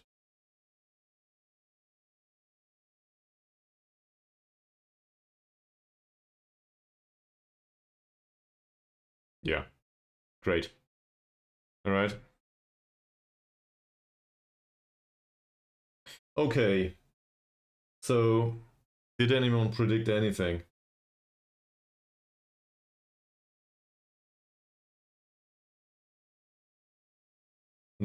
No, doesn't seem to be. But I will still exercise this. So we lost. Choose outcome. Lost. Complete prediction. Yes. Okay. Well, let's have a short break. I will actually need to hang up clothes. So, what? Yeah, nobody thought this would happen. Yeah, because nobody predicted it. Okay, I will take a short break and I will be back in a few minutes. So, feel free to stick around or don't. I don't know. But the washing machine has been beeping for 5 minutes now, so I need to deal with that. Here, beep.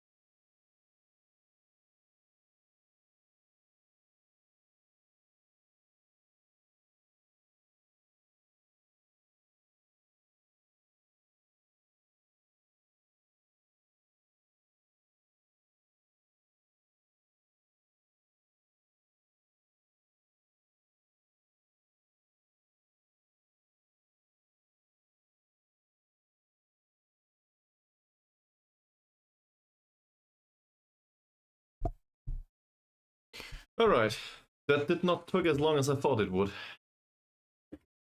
Oh, we lost. Not good. Then again, at least we can recover the morale a little bit, given that they trained well this week, as always. We really seem to depend a lot of Elbakcak's performances though, and they are just bad recently.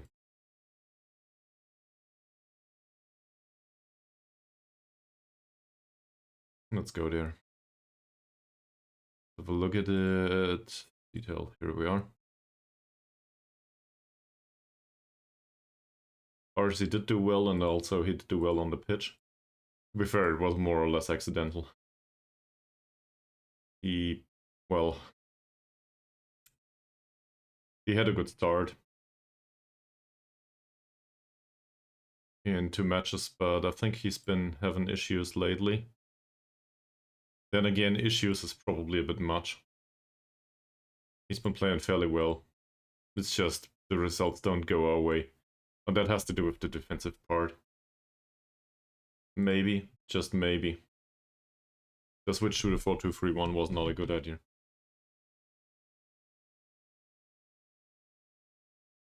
Mahathir trains well as always.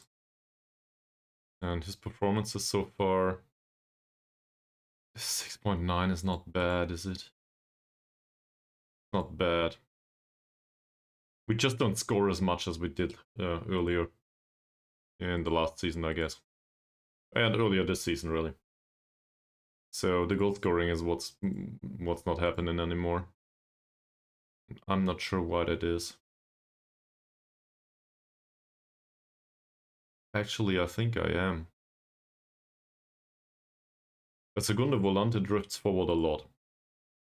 So he might disrupt build-up play more than we want. Because Zakaria needs to play those passes. And he's not available enough. Is that what's happening?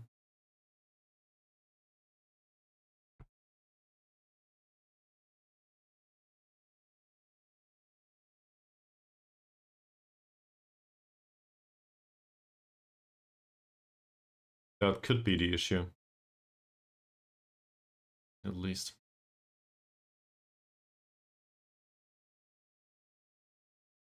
8.1 for Elbak, alright. 7.85 on Norman Ankun.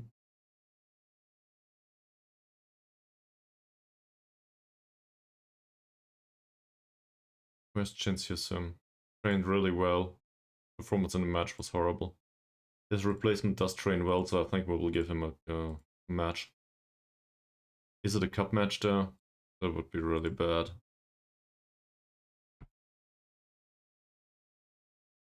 Ramley. That's not his replacement, but he trains well. I like that. Does improve too. Very good. Nice one. And yet another Ahmad, and apparently this one trains well. Roslan.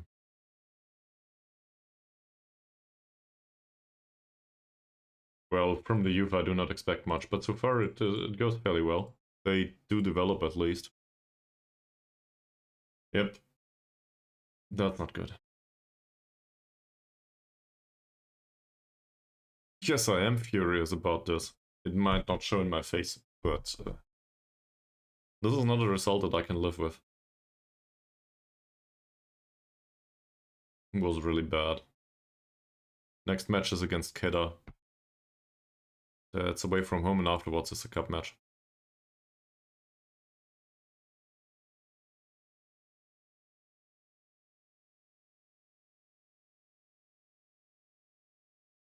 It might be the Segunda Volante has the wrong role.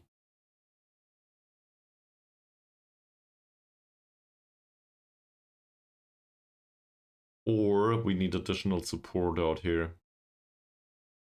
If he drifts forward, maybe it's a good idea to have him a little bit more to the back. So in a defensive duty, that would result in more of an opportunity to build wide. Correct? So he doesn't contribute much going forward anymore, but he contributes in build-up play towards Ankun. Yeah, let's do it like that. We might as well change this to defend.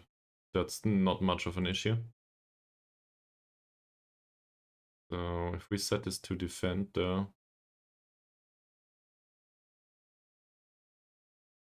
this all will be pre-instructed. He can still cross towards target forward, shoot less. Dribbling less does not work on him. Crossing less often or more often. Do I have an opinion on that? He's crossing 7. So I'd rather for him to cross less often, I guess.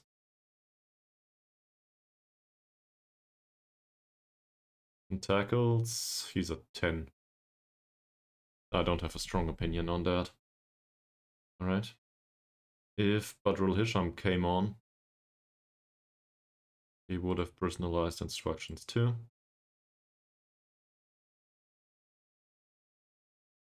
He can cross. Well, depends. His flair is a 7. I don't think I want to. Yeah, I'll keep it in there. Dribbling less is definitely a good idea. Easing off tackles isn't. That's useless. Okay, we also have this instruction that needs to go away. These two have to play a no-risk passing game. Tackles are both are at 10. So they need to tackle... Well, it depends on... actually, he's an 8. Depends on the situation. But Fakrullah is not known to be a very good tackler. Never has been. He has good marking and positioning there. Concentration, composure, and bravery are very low on him. I think we need to replace this guy at some point. Maybe not with Ahmad. On the other hand, he does develop now. For whatever reason. That's surprising, I would argue. He didn't do much recently, but apparently the playing time in the under-21s, as well as the one from the bench here, that might have helped. And in the last match, he, like, back when he came on, that helped him a little bit. And he helped us, so I guess he might make an appearance sooner rather than later. Didn't expect that at the start of the season. We tossed him into under-21s for sure. For a reason.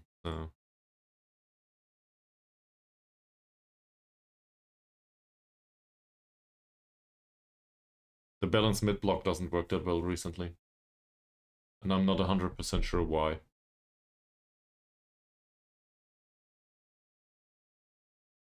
We might also need to press a little bit more in this situation. Win the ball back earlier. Or the defensive line is too far away. That might also be an issue. I will need to have a look at this. Would it concede 2 goals? How? Minute 11, Azar. So everybody's in the back. That's not the big issue here. There's not much space either. There. Zacharias caught out of position. Way out of position. Let me watch it again.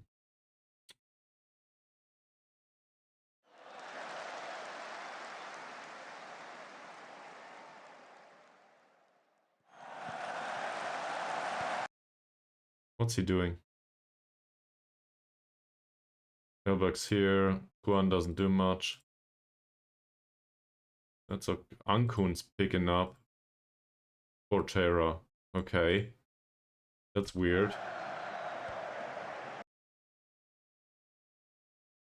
So it's actually Ankun that is out of position. Zakaria closes down Basil.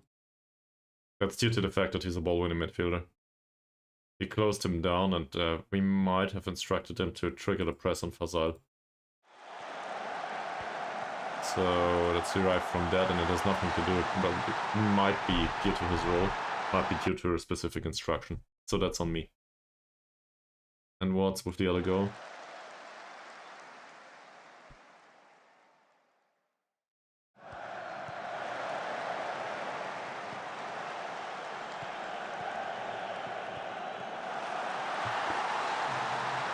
The fact that the ball came through at all It's really absurd. I'm not sure if I can interpret much into that.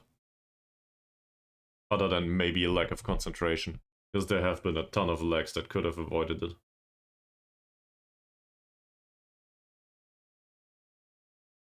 And the other situation though, we did press the player too much. I think it was the defensive midfielder. We watched this now twice or 3 times, but I think I want to have a look at it again. That one situation here. Fazile, that's a defensive midfielder. We pressed him because he has good passing, and as a result, he evaded the press and played that pass.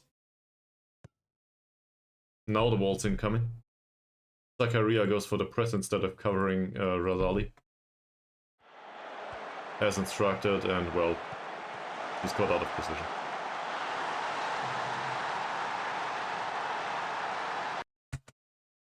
Not sure how to deal with that in the next match though.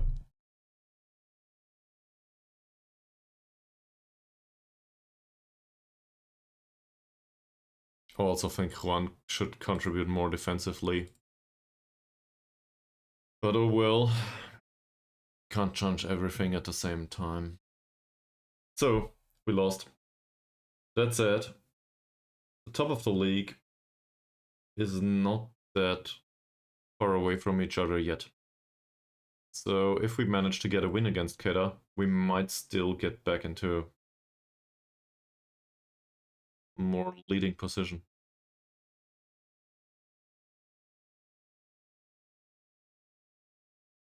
Hopefully nobody will get hurt.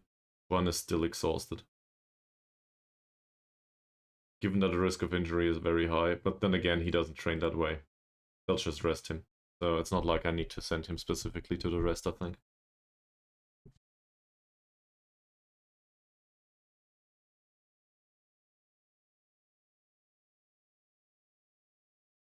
Yeah, in the second half obviously we went attacking. In particular in the later stages. Should have done that earlier maybe. Linking up passes was fine. First half momentum was not on our side. Maybe I should have talked less and dealt with this.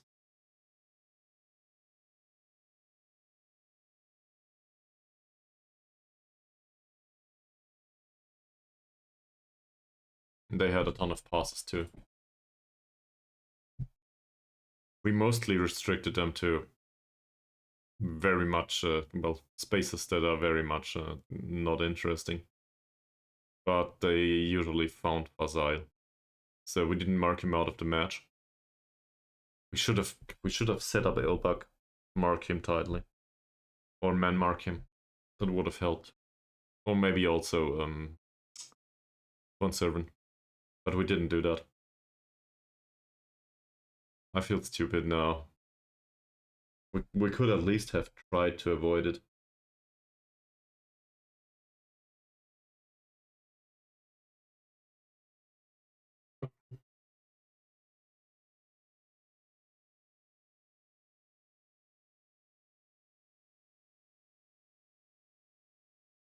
Alright. Musibiraki will transfer to Pforzheim apparently.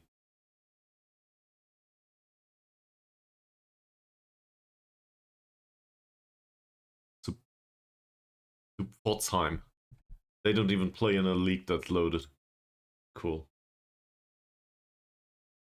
Have fun, man.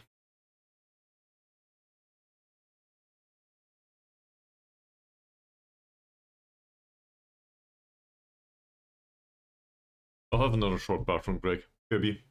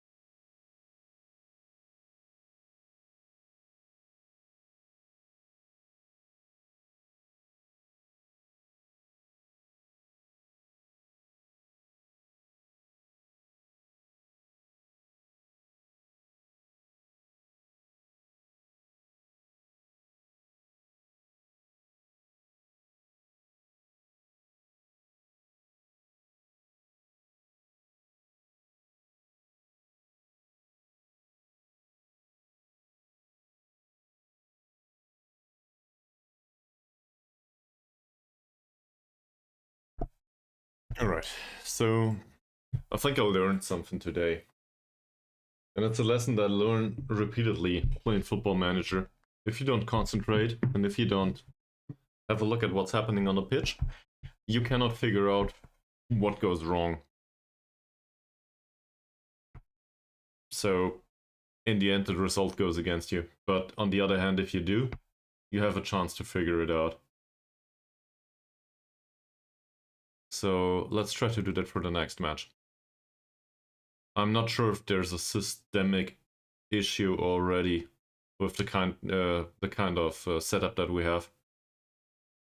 The fact that these two might not link up play that much, that needs to be watched though. Maybe playing with a Segundo Volante was not so good as an idea after all. On the other hand, we do also have issues with the goal scoring in general. We do score enough goals. Not like it's not enough. We're still third best, 18 goals scored. Second best though with 8 goals conceded now. We entirely deserve to be up here. It's just the recent results haven't been good. So if this persists, it's an issue and we will need to change tactics. And I hate tactical overhauls. I've been doing them way too often and way too early.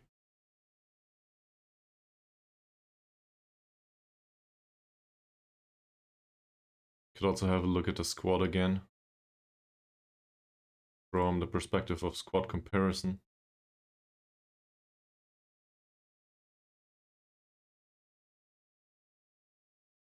Well, we still have a lot of issues in most of these areas though. Our attackers aren't that bad, on paper at least. Midfield attributes on the midfielders are... I don't even know if I want to comment on that. Decision making is very low, tackling slow, long shots is inexistent. Physical attributes in general are fairly low. For example, the midfielders, they're not even that pacey. That's not good. Technical capabilities, well, on the defenders I don't consider that much of an important thing. First touch is fairly low, finishing is low, heading's low, long shots don't exist, tackling's fairly low. I think in general we still have a squad that is not good at anything in particular. That's a big issue. The goalkeepers have good throwing stat, apparently. Well, agility seems to be fairly low, reflexes seem to be fairly low in comparison to the remainder of the league. Kicking is. Alright.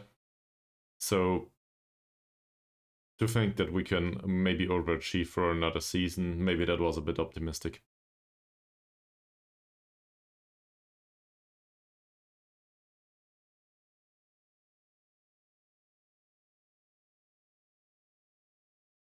That is a good player, that's true. Torpedo Moscow would like to get rid of him. 22-year-old, he's unhappy, he's listed for loan. Interesting. If we were to bring him in on loan, that would be yet another foreign player.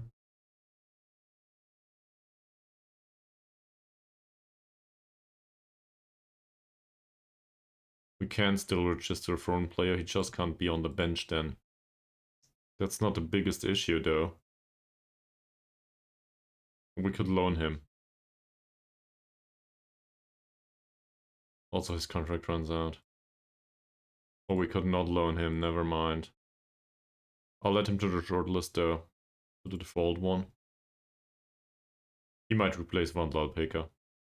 And that's not much of a replacement. He's way better. Recruitment meeting? What?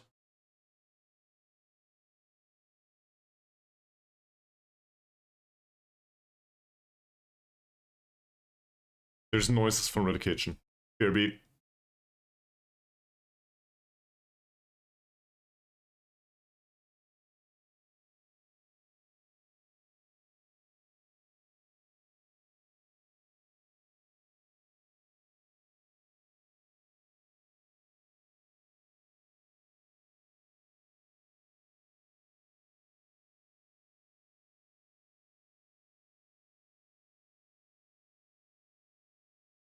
Found it.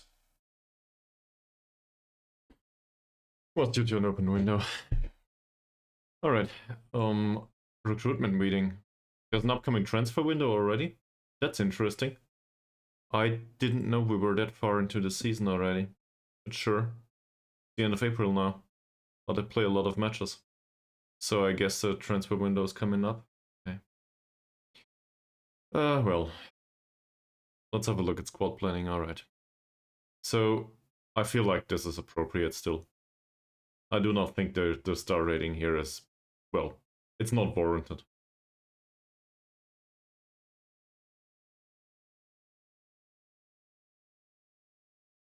I don't know about this person.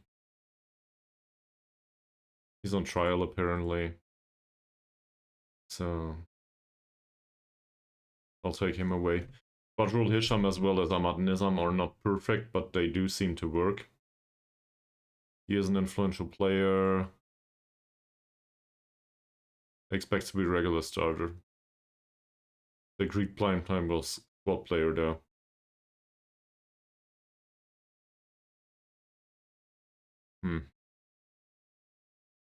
I think we could also give a contract to Badrul Hisham. Beraki can go off the list. He won't come. He has another transfer arranged. So now we have 3 central defenders. And Amamu's hurt. He's also being rested for some reason. Between 6 weeks and 2 months. He might make a comeback within this season. He might not. And well, our best central defender is hurt, despite not bringing it on the pitch that much recently. So that's a big issue. I do not know if I want to sign a replacement here. Maybe a loanee. Left back position, Yap Jonathan as well as Hasnodin. They have not been able to cope with the loss of Mazrin recently. So maybe we should have kept Mazrin after all. That said, not sure if it would have gone another way. You know, can't really determine.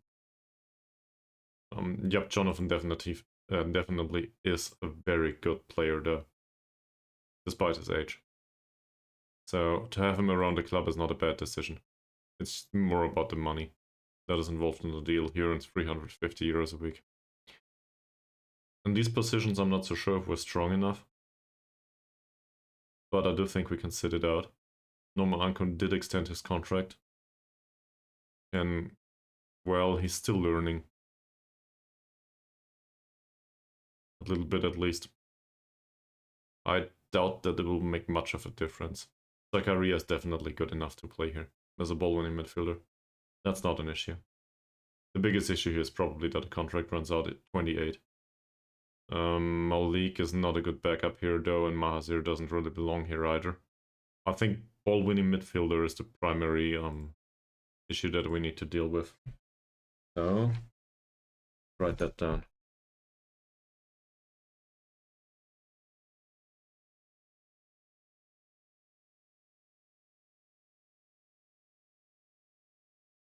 That both screams loan though. Central defender as well as ball-winning midfielder. Then I don't care about these right now. Baru plays fairly well for the start of the season. I do not expect Acosta Lima to make an appearance anymore. He might, but only in an emergency situation. We need to get rid of him, I think. And Vandal Pekagrid is the same. Which means we could also use an attacking midfielder, center right.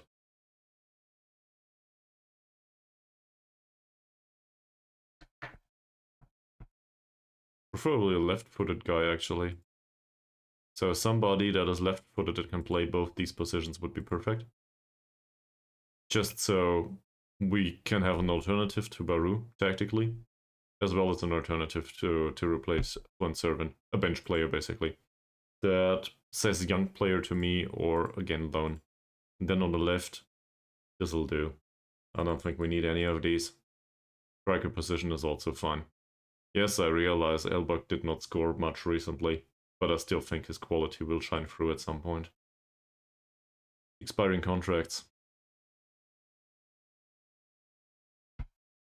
Malik's contract runs out.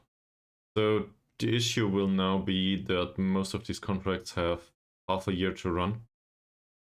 And some of them might need to be extended for sure. Oh. Ilbucks, for example, runs out at the end of the season. I wasn't aware of that. And we don't have a clause either. But the way he plays right now, he will not make the team of the year, and neither will he make a seasonal landmark goal bonus. So that might also mean that he might accept a lower wage, come to think of it. I think Diego will leave.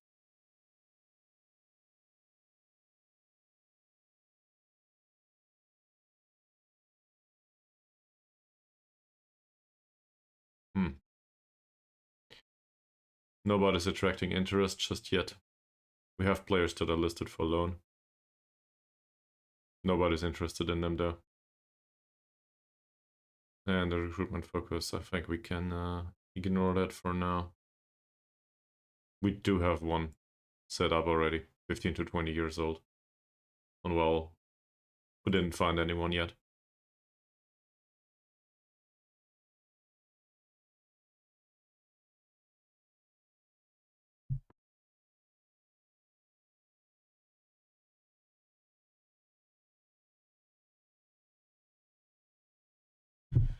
And then we need to deal with this match, so this will be harder than the last one. And we failed at the last one.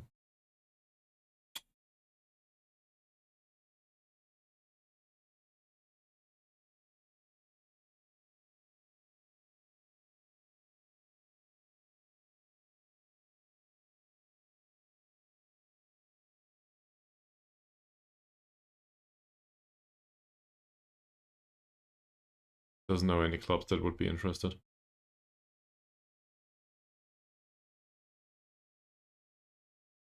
Okay.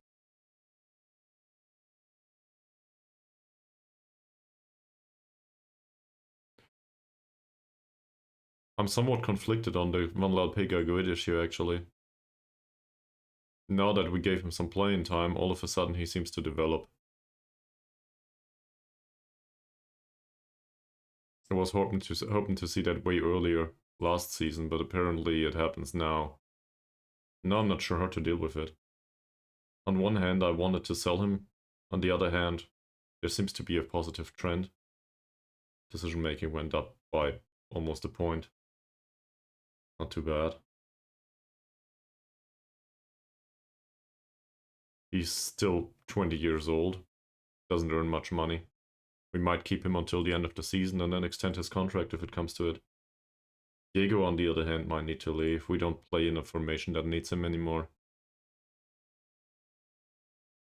He's open to speaking to other clubs. We could list him for transfer.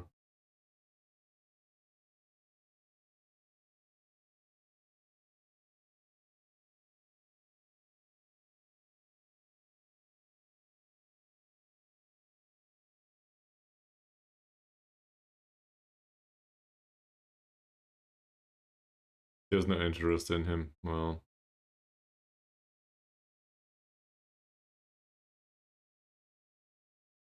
I'll offer him anyway. Maybe somebody's interested already. Or we can generate some. But we might need to transfer list him. Which obviously knocks down whatever's left of his market value a lot. So I tend to prefer doing transfers earlier, if I can. We did just determine when a midfielder replacement is needed, we could use a central defender and an attacking midfielder, center right. That's very specific issues. So let's see, we're looking for somebody that does play attacking midfielder, center right. That's not many people.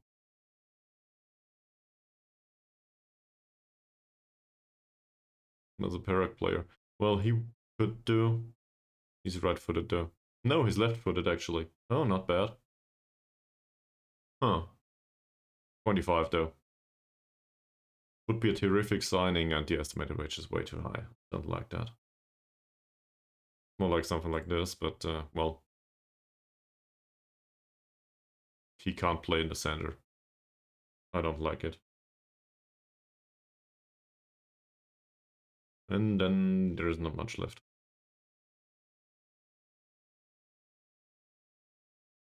We could try to work with trials here.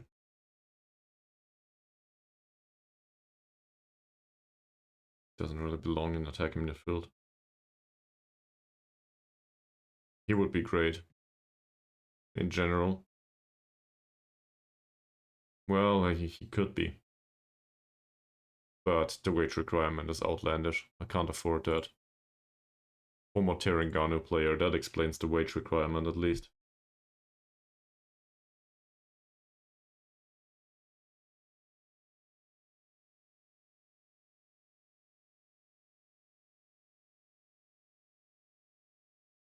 None of these is very impressive. That one might do. Right-footed though. I don't have a strong opinion on it yet, but I don't think he will be good enough. At least it doesn't seem that way. Pressing forward we don't need. Nazarudin we know, but we don't want him. He's not good enough anymore. Rani. Well, to be fair, we also have players out on loan. There's 2 attacking midfielders amongst them. This one. He is left-footed. But setting our hopes on an 18-year-old is a lot.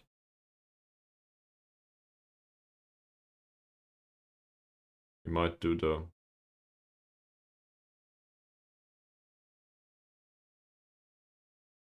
That would be quite a thing. Recalling him, playing him then.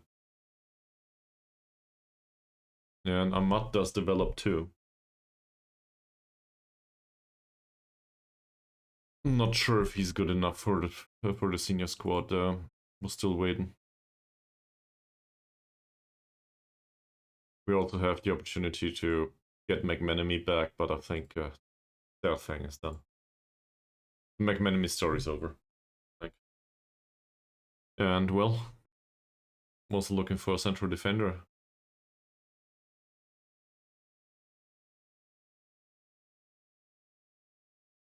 Central defender.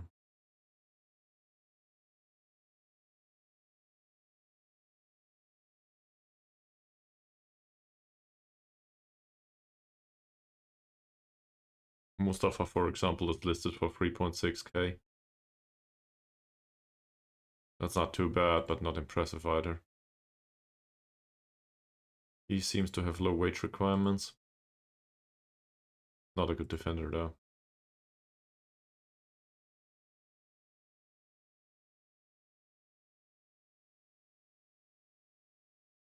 Didn't we list a Kelantan one? Where is he?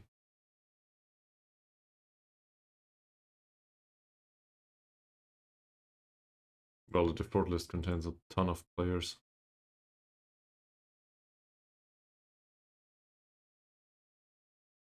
Tech, I think we can move Biraki to the other shortlist.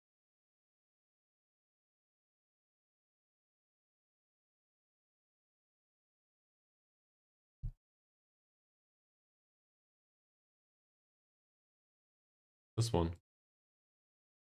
That's the one. The issue here is he has a very long-term contract. I would take over the loan, obviously. Well, not for that amount of money, though. And Yunus seems to be injured between 3 months and 3 weeks and 2 months. I think Yunus was fairly good, though. He's on loan with Immigration, belongs to Pahang, the contract runs out. This is very interesting, I think.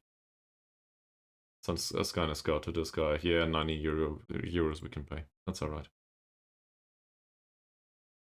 In fact, all of these are within Malaysia, so I will set the checkbox again. Keep it up to date.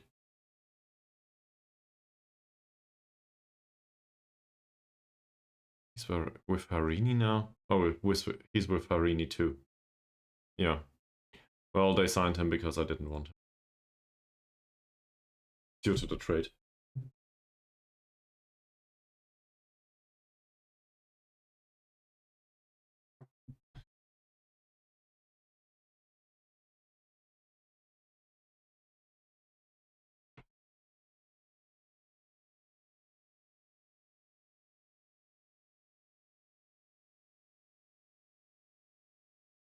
Sure, let him play. He can.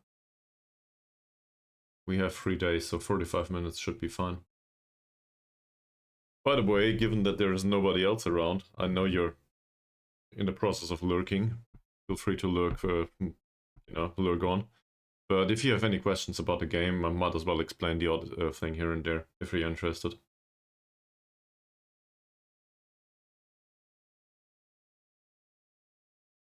Okay. That is a player that would fit the description. It's also a player that is way too expensive as a replacement. I doubt that that'll make it. And I think Da Costa Lima needs to move.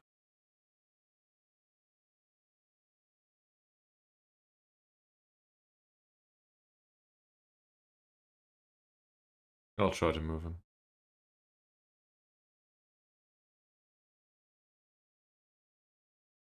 Transfer value. We will not specify this. Maybe somebody will offer, I don't know. It says his transfer value is 30 to 60k for some reason. I'm not sure why that is. If he has high potential, he certainly didn't show it yet.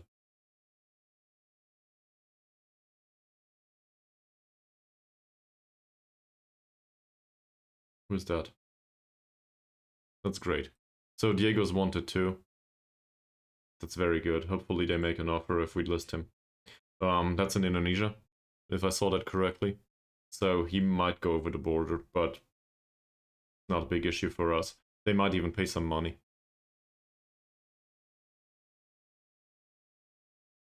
So let's see. An offer's coming in. For the rest of them, I doubt that we will need to make a decision so soon.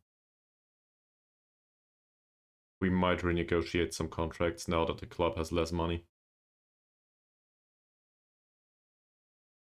So in particular for players that we think have high ability or potential and too much wage, Juan certainly doesn't fit that description. That contract is a steal.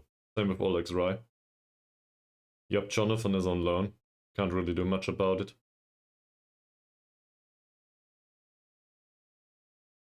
So Mahathir is bound to the club long term. Norman Ankun is, I still think he's too expensive to a degree. Fakrulah's cheap. I also doubt his quality overall. Elbak is expensive considering he doesn't score anymore. That's an issue.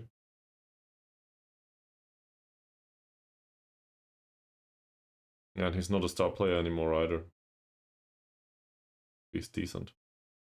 Well, that's just due to the lack of goal scoring form, really. He didn't decline necessarily, just the form. But his form is absurdly bad.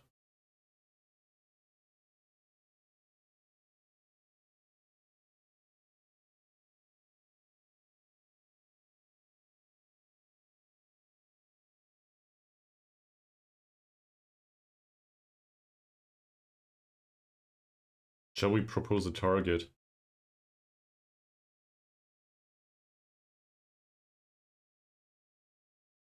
He will hate it.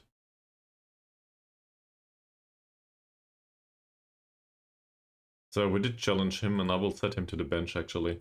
Next match. Maybe Olegs Raj is the better choice. Elbak on the bench, that'll be the first time in forever.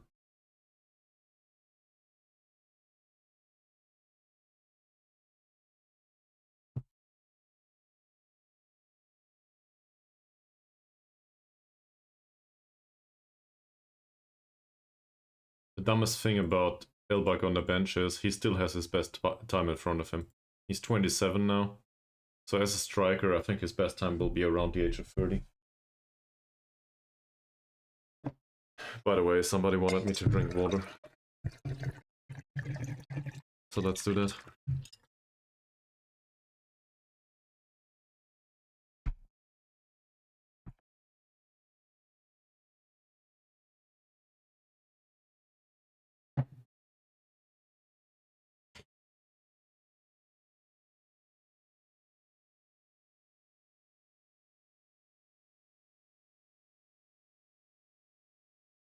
A young goalkeeper that we signed. Seems to play fairly well in the under 21s. And as a result, he develops fairly well. That's not too bad. Hassan broke his lower leg. Well, that's it for you, Hassan. Your contract runs out at the end of the season. Wow. That guy's career is done. We will not be able to sell him. He broke his leg, so that means 6 to 8 months. If we make it even in 6 months, that's at the end of October.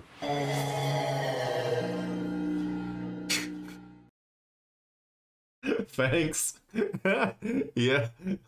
But the best part is, it happened whilst being tackled in a match against Kuching under 21s.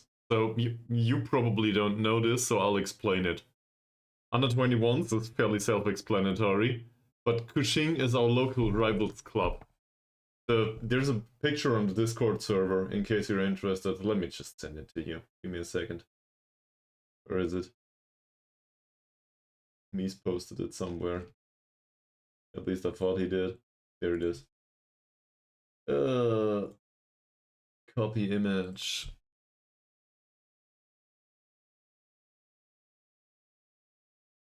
Where is it? Here. I sent you a picture of the two stadiums. The smaller one is the one of Kuching, well, of the the bigger club. So we have the big stadium that is all deserted all the time, and the other club has the smaller stadium. So this is as close to a rivalry as it ever gets, I guess. Given that the stadiums are literally a stone's throw away from each other. And apparently somebody in Kuching's under 21s decided to break his leg. In a tackle. Yes, definitely. You can also see that in the supporters showing up for matches. If you look at the home matches, that's the ones with an H here. As you can see, there's barely anyone in the stadium. We have a 40k all-seated stadium, the big one. And the only home match that is, well, close to being with an acceptable attendance is the one against Kuching. All of a sudden, 8k people in the stadium. To be fair, the majority of those are away fans, but they just live next door. So these are the matches that pay some serious money. It comes to no surprise that somebody broke his leg in a youth match here. So that's quite a story. I should probably turn this into a meme later on, given that the #1 person responsible for the Football Manager memes is not around today. Yeah. Well, anyway, we can't really do much about that, and I think his career with the club is over. I would have released him anyway, but that's it. He won't recover from that. And if he does, he certainly will not be an option for the future with our club. Not that he was previously. You're still very much in my plans.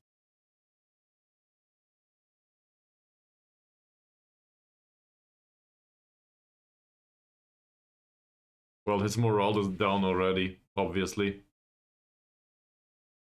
We could release him on a free transfer. But then again, it doesn't matter. We can't just keep him there. The physios will deal with it. That's... To a young player's career, that's devastating.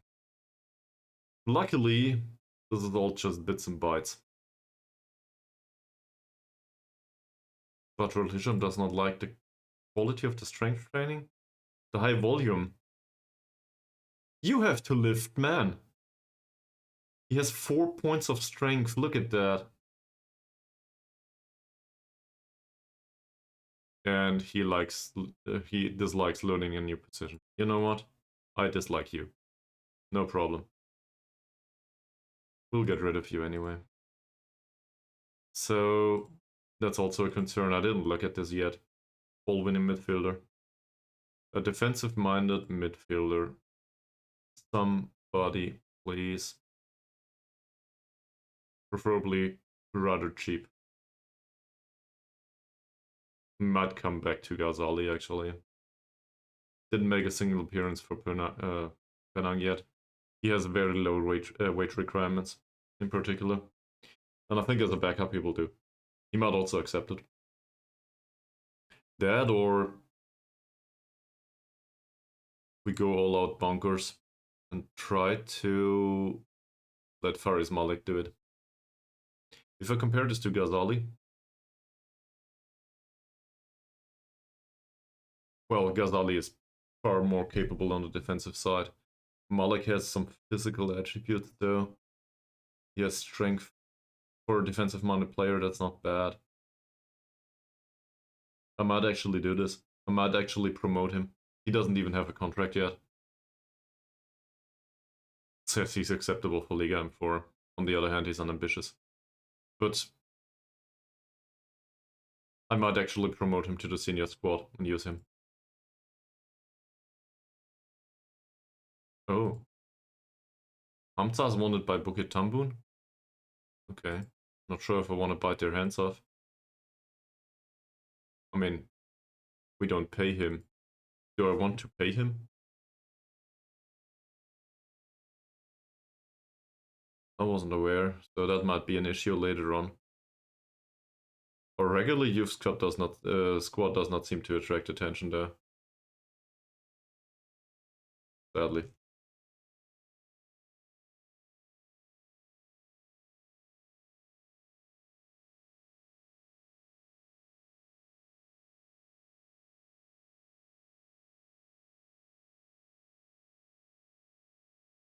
Okay, so Selangor do play today against Bukit Tambun. I expect them to win this. Harini do play against Johor DT. I guess I expect Johor to win this, but if Harini do, we're not in a much better position. The best result we can get there is a draw, most likely. And Terengganu against Penang. Oh, Pahang, sorry. But Pahang have 8 points right now, and I have no idea how they managed to end up there, to be honest. They have a very highly paid, high-quality squad.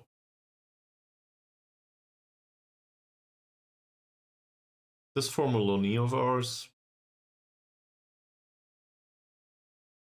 certainly turned up the development, I guess intensity. Dribbling's still very low though. We do focus on it, but you know, we focus on the dribbling, ball control in general, and he improves his first touch, not his dribbling. Doesn't matter. He can't dribble with the ball, but apparently his first touch does improve. So cool. That's just how it is in development. Sometimes you don't get the skills you need. Football Manager is a role-playing game after all.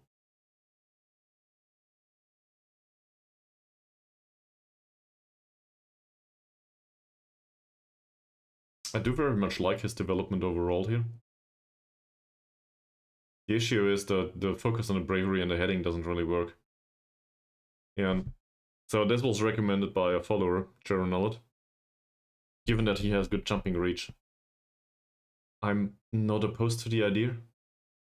That said, if we get acceleration and pace into him, this might also create some additional goal scoring opportunities. I don't have a strong opinion on it. It's either way really important. He is a good player. How long is he bound to us, by the way? Till 2028. Yeah. Bonlal Pekka develops really well. In his case, for example, acceleration and pace are totally fine. More the rest that's missing. I guess attacking movement primarily, actually. Maybe the first touch is also really bad.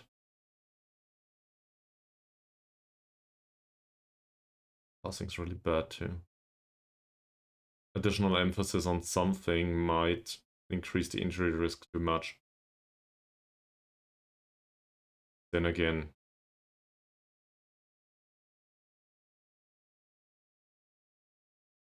we'll focus on his worst attribute. That might be finishing or passing. Let's do finishing. He also has a really bad long shot. So let's do that. Maybe it improves a little bit at least. RC is still focused on his corners. Didn't play much recently. It might also be a valuable suggestion to improve the dribbling maybe. Or even the anticipation. I mean, his decision making is bad too, so I guess that's not the worst idea. He will get corner taking sooner or later though. So maybe focus on his regular game. Malik does develop, despite the low amount of playing time. Elbrook doesn't, despite being on the pitch all the time. Well, not that much anyway. Acceleration is 10 now. That's fine. For a star striker, a point or two more wouldn't hurt. But if I look at the overall development, I do not see a strong issue here. That's okay. He does get better in tiny amounts. And given that he's 27 now, I do not expect him to develop much anymore. I just expect him to put it on the pitch. And recently he hasn't been able to. Well, this guy develops well, but he's a low knee. We will give him back to Trohor DT later, sadly. Mahathir. We can consider ourselves lucky that he didn't get hurt so far. And finally, composure does go up a little bit. He also needs defensive positioning. Let's have a look which one's lower.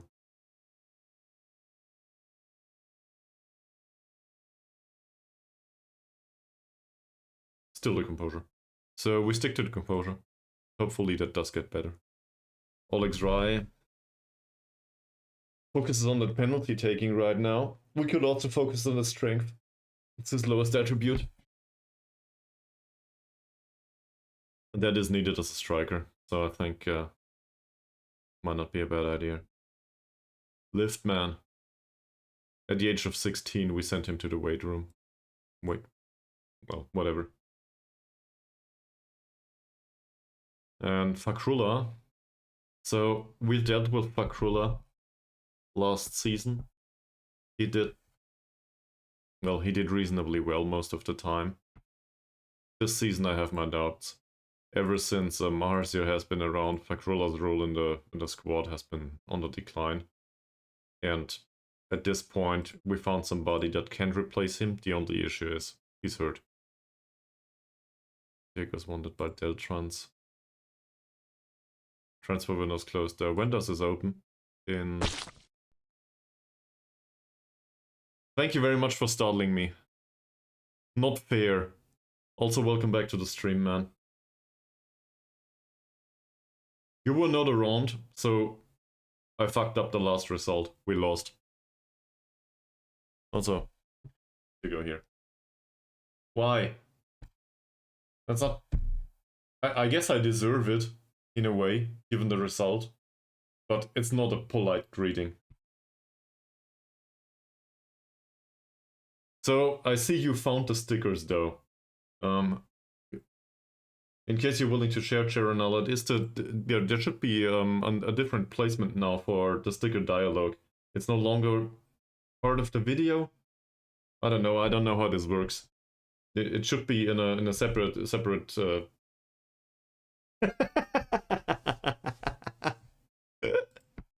Okay. Well, I probably shouldn't complain as long as you're being happy. Where are the league rules here? Can we get Diego out transfer window is where is it? That's also very impolite. Not fair. And he did place it in the correct way, I might add. Now it's farting to my face. That's not... It is funny. I don't deserve this. I'm being mobbed on the internet. Very unkind.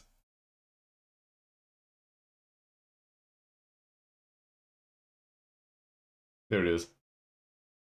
So, yeah, the placement should be different. And Charanala, there's also the possibility to play sound bites now with your 5 million channel points that you probably have. So feel free to use them. I can also include additional sound bites for future streams if you want to make recommendations of the blurbs. Blurbs they're called, right? So you're not forced to spend bits on it. I hope that helps a little bit. So you can interact with the stream a little more often. Also, I'm trying to come up with predictions for matches now. That should be a thing that we can use every single time. So, yeah, extending on it. What? I can change the size. Well, the streamer can change the size. It's predetermined. And I think people can... Well, if you have a suggestion for a sticker, I can create my own. So you're welcome to, I don't know, recommend something. These are great. I like them very much. The stickers in general. They're a really fun way to interact with a stream, I think. Okay, as we saw quite recently. Where was I? The transfer window. I still didn't find it. When's the transfer window open? Transfer window. In June. So, if Diego wants to leave towards Indonesia, that's at the 12th of June. That's still more than a month out.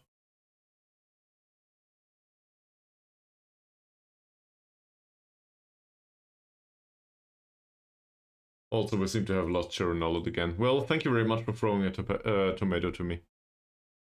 At me. At me. He clipped it immediately, though. Oh, man. Monazir is off the short list. I think we can keep him off the short list, yes. Overall, look at that. We lost 20k euros last month. That's really bad. If the Champions League match doesn't fill out our stadium, I don't know. Maybe the cup match does contribute a little bit. But financially, the season is a disaster. Yaya picked up some mixed personality traits. He now appears to be more ambitious. Let me play a sad song for you on the world's smallest violin.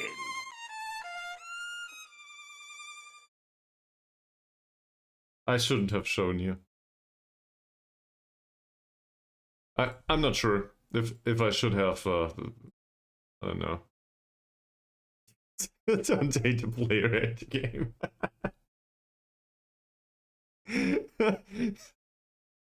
Well, I like the game, okay? I like this game. I like to play this. I very much like it. So, his personality improves more and more. Ambition plus professionalism is very good. He's also reserved. He has a very, very respectable personality. We do still need a central defender. The issue is, he's absurdly bad, quality-wise, so far. Or is he? But looking at this, marking and positioning is so low. We can maybe deal with 5 points of strength on a defender. It's Malaysia after all. And we might even deal with 8 points of jumping. The pace... I mean, for a backup, okay. Composure is so low.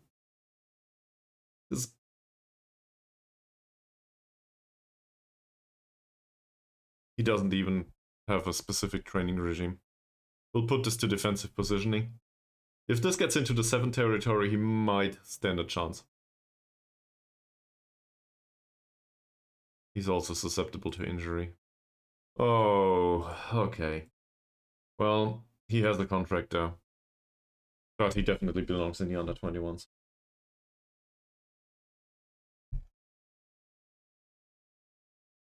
Klimov.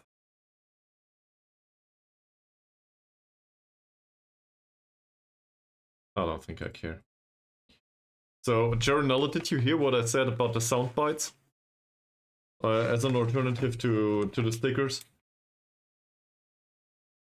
In particular, the part about the channel points, so you don't have to, you know, excessively spend bits all the time. I'm really trying to be helpful. Obviously, I appreciate all the bits. They made an offer for Diego!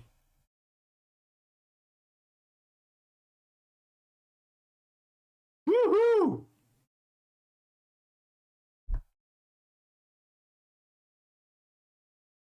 How much do we want? 5k? 5k. Shut up and take my money. Sorry. Okay. So let me know if the way I set it up is uncomfortable or something. But it should be possible to, I don't know, drag some sort of extra window out now. So you can have it on a second screen in case you're in front of a computer. Well, with a second screen. So maybe that helps a little bit. We'll have installments. Speaking of money, let's make it 4.5. I also want the sell-on clause, but it doesn't matter much. 10% clause is fine. And obviously, we have all the time in the world. We can negotiate this. They offered 2.8k already. So 4.5 is less than double. We can negotiate this, and I think we will find a solution. First of all, we will have a match though.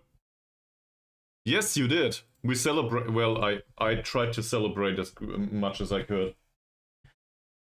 But you might remember it was actually live on stream.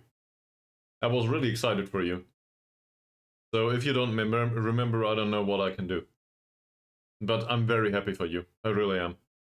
And then I went on a rant, I think, about that this is not it's not usual to get a promotion just because you work well. So I'm very happy for you.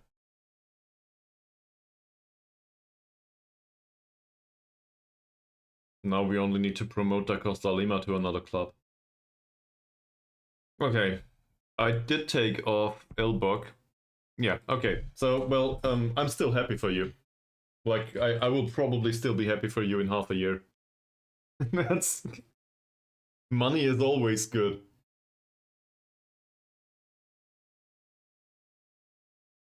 It's obviously your life. Now invest it well and, you know, try to be sure that you do not need to work at the age of 70.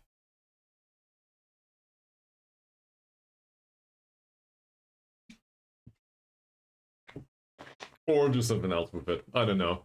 I guess you can spend it all on bits. You wanted to give me money, so...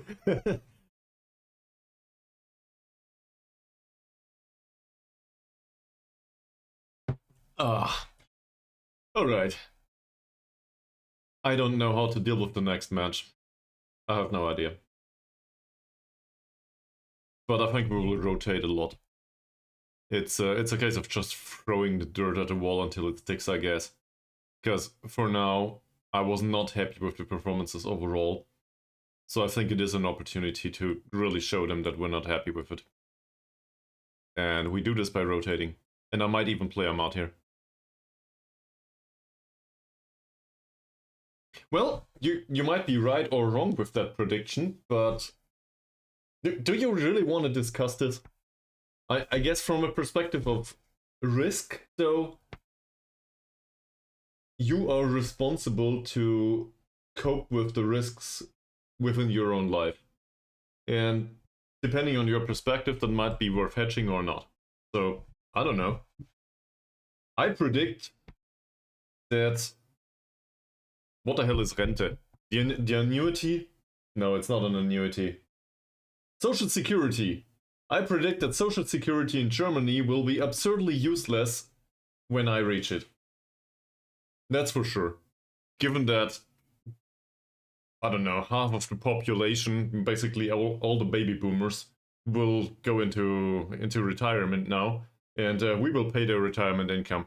But on top of that, the German government decided to also increase it and guarantee the increase. And even less people will need to pay for that, given that it is not money invested in the stock market or whatever.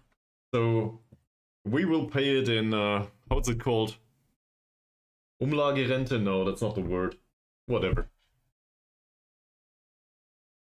Yeah, but AI is the big hype right now. I doubt that AI will make... Well, it will have a major impact and it will be a disruptive technology. Same as electric cars, but... or whatever. Trains back in the 1890s. But, you know, that does not mean that it will impact it in the way we thought.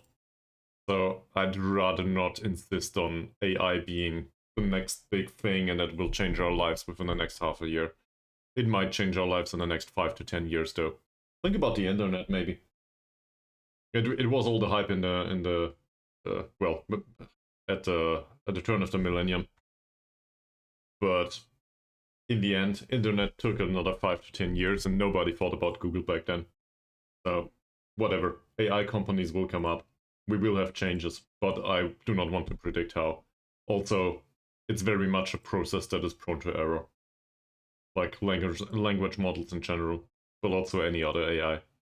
So, in some processes you don't want that. Yes, it did. It absolutely did. But pets.com didn't. That's for sure. So, well, in a way, pets.com did in a way. Because now we can remember it as part of the stock market bubble. Do I want to play anyone else here? What's the opposition? Okay. So we'll play Harsey for Christopher. It's not like Christopher did anything wrong. He's just worse, apparently. At least as a winger. So I'm not sure if you were around right now. There was an ad running, right? Sorry. I said the internet has... You are correct. But the companies that were around back then didn't. Like, nobody cares about Yahoo anymore that much these days. And in particular, nobody cares about pets.com or whatever it was. Just think of Cisco or something. It was hyped to the moon. They still exist. But it wasn't Cisco that changed our reality, necessarily. So, yeah. The thing in itself might change our reality, but not in the way we thought. Nobody thought of online gaming back then. Not to the extent that we have it today. Alright. Van Lalpeka? I don't think so. Malik? Ankun's recent performances could have been better. I think I will rotate this. I'll actually do it. Can Malik dribble? No, he can't. He is also not a good passer. All of the things. That said, maybe it still helps us. Who else is available? We could play Da Costa Lima for Baru. That said, if anyone in this squad has a good season, it's Baru. 7 goals in 9 appearances, that's still very much reliable. As a winger. It's not the usual thing. Baru is the new Elbag. Just playing on the wing. If not for Baru, we would be way down in the table, I guess. And well, he did have reasonable appearances so far, but I think Hasnottin can have a match. I doubt that he will be much better, but he can have one. That can be taken off for now, there. Alright. And given that Rai is not a good jumper, I think we'll do low crosses here, no matter the opposition.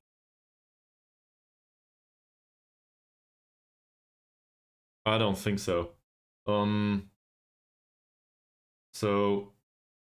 Well, predictions are always hard, in particular if they concern the future. to put that quote here. There was... Do I have this available to me? Give me a second.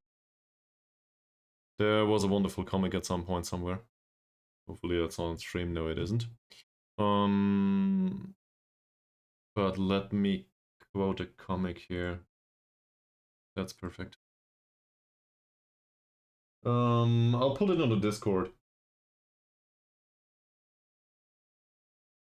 Or maybe I'll just send it to... Well, I pulled it on the... no, I'll send it to you in private. Oh, where are you here? Yes, this is how I feel about AI in general. Well, because it's wrong. And also you need the people to deal with the stuff. So... I don't know. Could also probably send it to the Mr. Coffee Man. Here, in case you're interested, this is what I was talking about. That's how I feel about AI.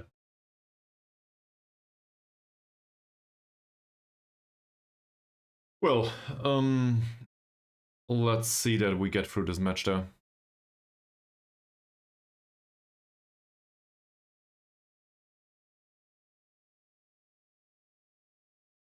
Low crosses make sense now. We do not have anyone on the pitch other than Juan Severn that can jump.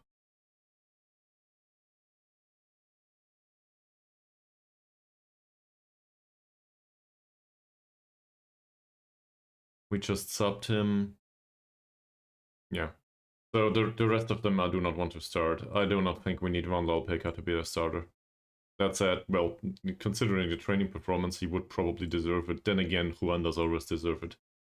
So I'm very happy with Juan, by the way, so far. Alright. They are defensively good, they are only okay in attack. No, that's not a friendly. We are well within the league. Within the season. This is not a friendly. It's just recent results have been very spotty. And I'm not sure if all of it was my fault, but in particular, Elbach's performances have been really bad. Friendlies would have 15. No, that's league rules. We have 9 subs. And 5 are named. Was it 7 prior to that? If that's a thing, I didn't notice. We have 9. I'm not sure if that's new though. So let's have a look at the opposition. Razid. Well, let's start with the goalkeeper, I think. Communication skill seems to be fairly low. Yeah, I did so many changes to the starting 11 because they didn't really do much recently. The performances overall have been very underwhelming by most of these players. So I'm willing to just mix it up a little bit now. I do not know yet how we will deal with the lack of form, I guess. Well, I did play him recently. So first of all, he plays in the under-21s, which is good. So he's sharp. It's the first time in forever that he's sharp. And I think I should have done that last season too. So that's on me. Or he was sharp, alright? As a result of being sharp, he did actually start to develop, of all the things. I didn't expect that either, but I guess it makes sense. He is absurdly slow though. On the other hand, he has decent positioning and his jumping reach is really impressive. And that showed at the end of last match. He did have to defend a few long balls, and that was just easy for him. The strikers didn't stand a chance. So he actually helped us increase the pressure, despite his low pace and stuff. because, well, he was able to cope with most of the defensive scenes in that match when we were all out attacking. So it might not go well over the course of a whole match, but I think in general he might be able to drop in sometimes. And given that Amamu is hurt, it's not like we have a choice. If we want to rotate Fakrula out, then this is it. Also, Fakrula's performances have been... He was a 6.6 and a 6.7 lately. He was not specifically responsible for the goals conceded, but he certainly didn't help much either. So, yeah. And Mahathir is a very consistent performer on his 6.9 and 7 ratings. Not perfect, but for a defender that'll do.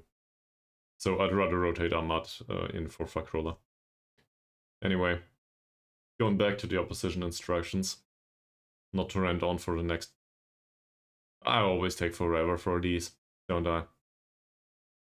Left defender, unambitious, physical part seems, well, very pace-oriented.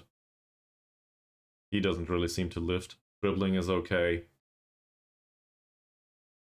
Not many other issues, I think.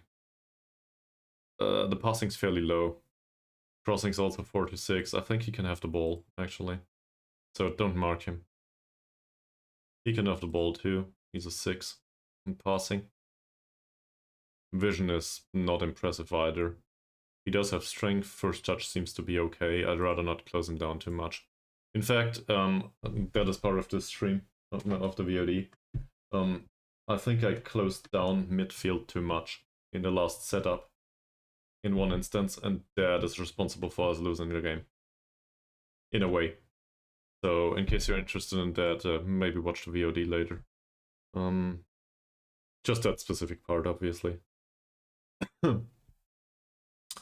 He seems to be fairly susceptible to physical force, so we might as well try to do that. Otherwise, first touch is fairly low, composure is fairly low. I do not want to press him all the time, though. I think that would make us lose shape. Passing is absurdly bad. Do not need to close him to mark him. So that's good. And then there's Ghazali. Dribbling's very low. There's not much of an issue with, well, the passing skill or anything. I think we can also ignore him most of the time. He does know how to cross a ball, though. And given that he does know how to cross a ball, and also... Yeah, but neither can we. Well, he's a 9. He's a 9 with 10 strength. I could bring Elbuk. I can still change the lineup. But is this a case of floated crosses? Oh, I guess you're correct. As always. Man, Chernola, that was really willing to play the youngster, and now you tell me I need to play Elbuk instead. Okay, I'll do it. So, floated crosses it is, not low crosses. How's the goalkeeper though? He doesn't have good aerial reach or command of area either. He might remain on the line. To be fair, his reflexes are good. So, the concept is to float crosses in towards Elbuk and maybe also Juan. That's what we'll try. This is a defensive midfielder, it seems. Good tackling, passing's decent, vision is low. Marking him out of the match shouldn't be much of a problem. I'm seriously considering setting specific marking up for somebody like this. Could be Elbuk, for example.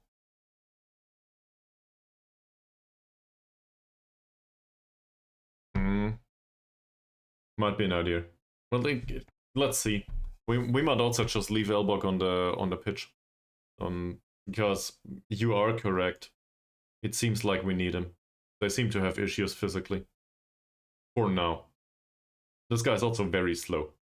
He's even slower than Juan. And that is a statement. So, to mark him out of the match would be wonderful. The issue I have with this is who would do it in the kind of formation that we have. That's... Oh, he's the more attacking-minded one, apparently, at least according to this. But he's the better player. Well, both of them need to be marked out of the match. Sigurd, though... You can forget that. Forget it. We will not mark him out of the match just because he will muscle us off the ball. Tight marking is not an idea here. That doesn't work. His off-the-ball movement is shit, yes. But that'll be hard to deal with. So we need to go down this wing.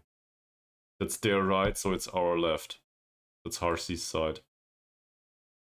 Assuming we play down the left, this guy would face running duels with Harcy. He's not bad at that. It's a 17-year-old though. So I'm not sure if I want to focus on that.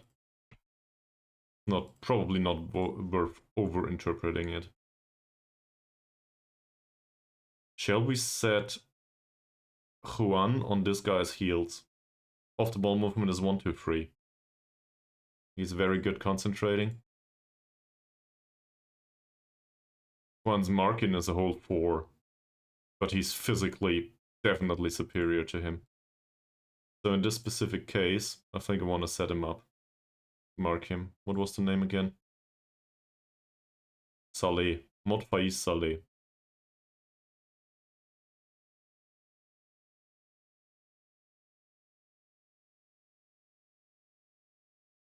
Here. An Elbok is free to do whatever he wants. This guy's dangerous. The issue is I don't know how to deal with it. Tight marking will not work because he's too strong. Closing him down. First touch and composure are not that bad. He has good technical skill overall. We might try to use Elbok to close him down after all. Or are these? He's bad, yes. So we'll try to press him. But on the other hand, no, we won't. I made that mistake last time. He can have as good as a pass as he wants. If we shut down the remainder of the players, it wouldn't be much of an issue, would it? And then I'm looking at this guy. Well, at least show him to the weaker foot, but he's damn dangerous. This would be an appropriate candidate for a foreign player slot.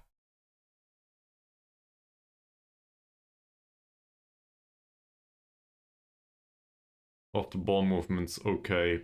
Very pacey. Strength side is concerning. Maybe hard tackles. He's a 9 dribbler though. I guess we take the hard tackles after all. That'll be risky. No doubt about that. So if you have ideas about it, let me know. But showing him to the inside, that also means he can play a good pass. Just foul him. Selamat. Elbow to the face treatment for sure. He's not that good of a passer for an attacking midfielder. Off the ball movement is good though, so marking him tightly might be an issue. First touch is fantastic. Composure is fairly good. He's not bad. He plays his shots, he's utterly incapable of doing that from a technical perspective, so not much of an issue most likely. And we will probably be able to muscle him off the ball most of the time. Rashid. That very much mirrors the other side, only that he's not a foreign player. We will obviously try to show him to the inside here too. But in this case, I don't think I guess normal tackles are in order. How's the comparison? He's a 9 dribbling, 5 to 7 bravery, and 3 strength. He's 1 strength, 9 dribbling. Bravery is a bit better, but no strength whatsoever. You know what? Let's go all out on this. We do not get that many yellow cards recently, so maybe we need to show a little bit more physical force. And this guy, good runner. Very good runner.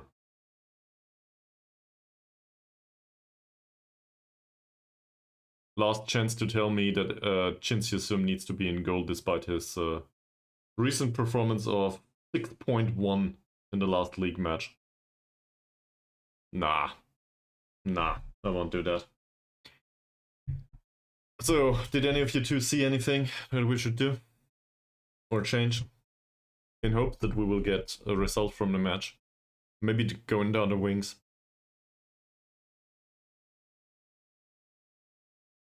He's a good tackler. Defensively, these are very reliable.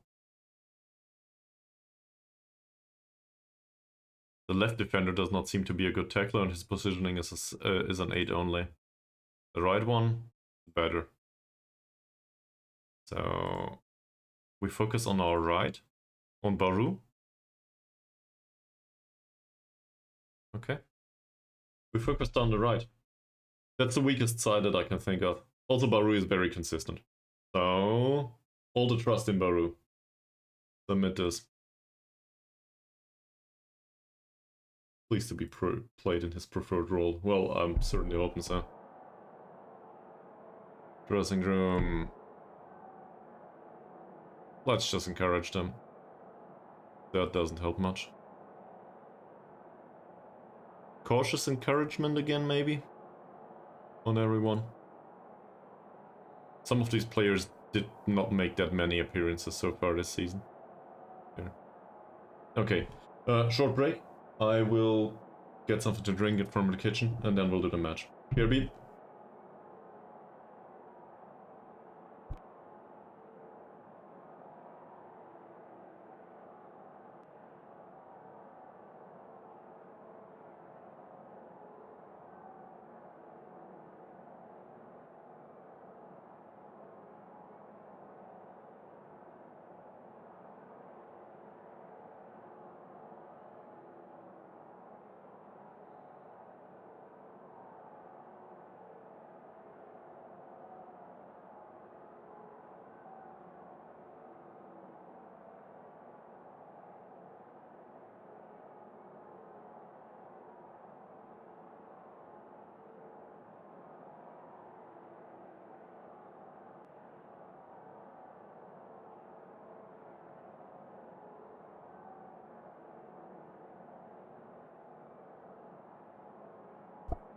Not sure how I want to feel about that match.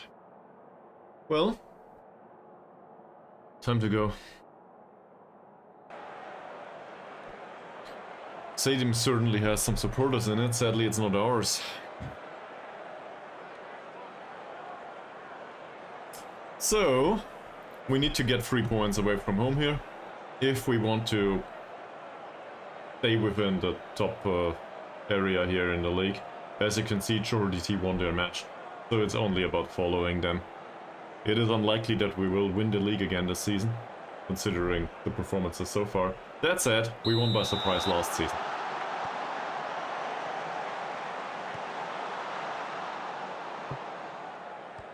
Now let's get a little closer here. And this is exactly what I thought would happen. So Abdul Malik is definitely, as a Segunda Volante, not helping with build-up playback here. These are longer passes, so maybe Mahathir doesn't appreciate those.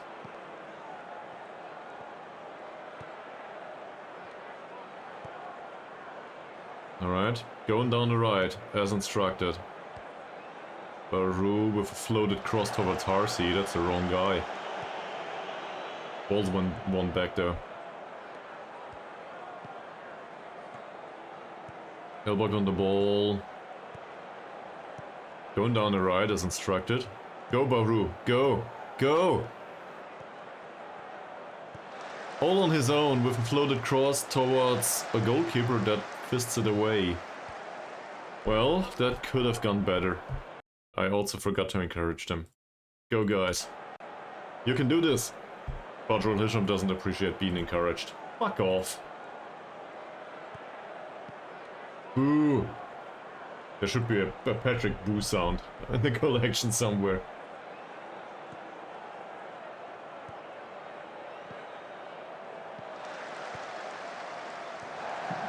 So, Are we on the ball? Can we defend well? Apparently not. Easy for the goalkeeper. Okay. First touch of Motfazal of the ball, I guess. They do have a lot of possession for some reason. Nice short distribution. Good ball by Zakaria. And back to Mahathir. Alright. Finds Malik. Baru on the ball now. Back to Ahmad. That's okay. Back to Baru. Badrul Hisham still drifts forward. He's specifically instructed to play on a defensive mindset. Baru going all the way, overlapping again. Juan.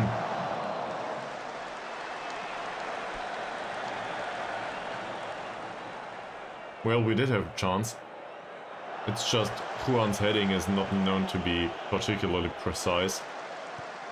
That's why we train him.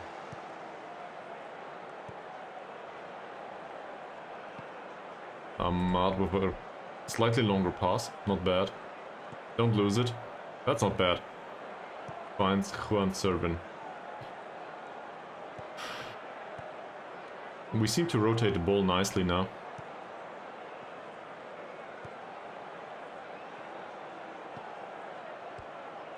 Not sure if this can be called flow just yet. Not bad. Come on, Hasnodin. Ah. He missed the opportunity to cross early. Zakaria. Close. Good shot.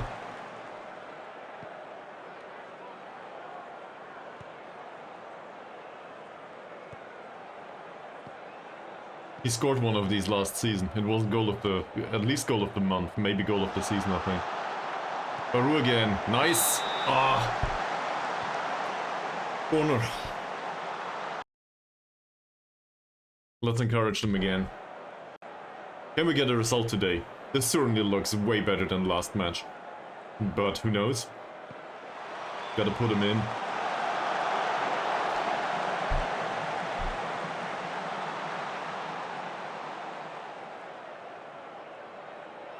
Abdul Malik has good free kicks.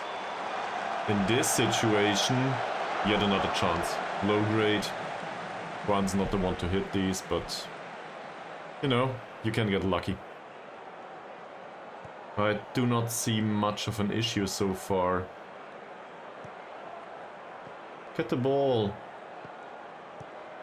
Close him down, or don't. Nice Baru.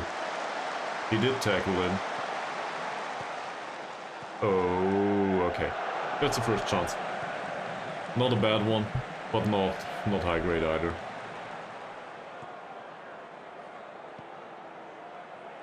That's an immediate transit if I've ever seen any. Not bad. Finds Harsey. That's the wrong wing, but I'm okay with it.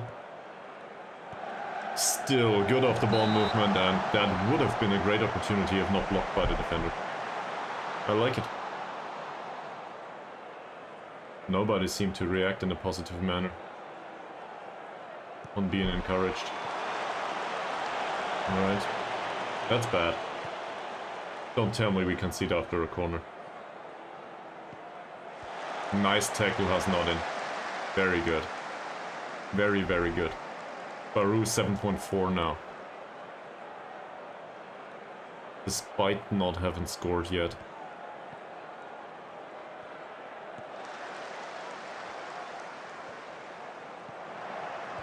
I'm not sure if my tactical blundering had this effect or if it's something else, but this is really bad. Yep, Ahmad.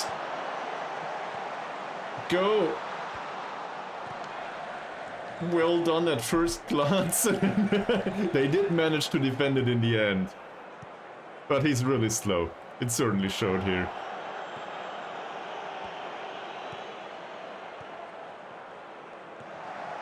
That's blocked. We get a corner. Come on, guys. This encouragement seems to work. Okay. Not sure what happened to the last one. Arcee's uninterested. Maybe we need to demand more after all. No, it's a foul. We were happy to concede these. Apparently nothing happened from it. Okay. Lucky us. I did forget to set up the prediction, by the way. But, well, it is what it is. Nice long ball. Not much of an issue for Mahathir. Hasnodin finds a direct pass towards Juan Serpin. Down the left now. RC, first touch was okay. Dribbles past his man, floats across in, elbow. Oh, clipped the bar. Well, we do create the chances as expected. That's not over yet. Get it inside. Nice. Baru is not the one though. That's not the correct target. Then again, he did score a lot recently, so why not also with his head? Cross to the inside, doesn't end up with our player. Will we get that? Yes! Great. Good job, Juan. And now back to Badrul Hisham.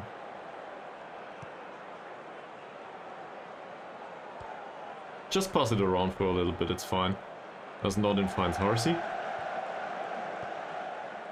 And Harsey doesn't care about Hasnodin, it seems. He'll just float another cross in for Elbok. Pass the goal for him. So, the chances are there. He will score at some point. It just might take longer than the whole match. Don't let him have a shot. It's not a bad pass. We did close down the... Yeah, great. Offside. Fantastic. So encouraging didn't work. You know what? We demand more. We're away from home. That didn't go well either. But overall, I'm happy with the performance.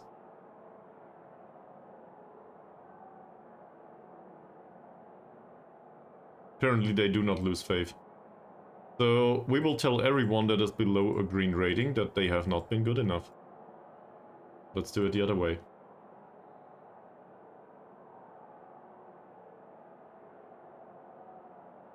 He's disheartened. The rest is very motivated.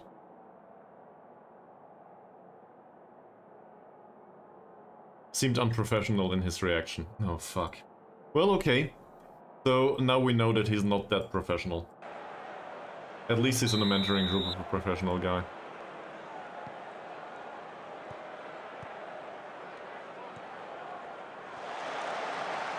I think I'm still gonna encourage the whole team.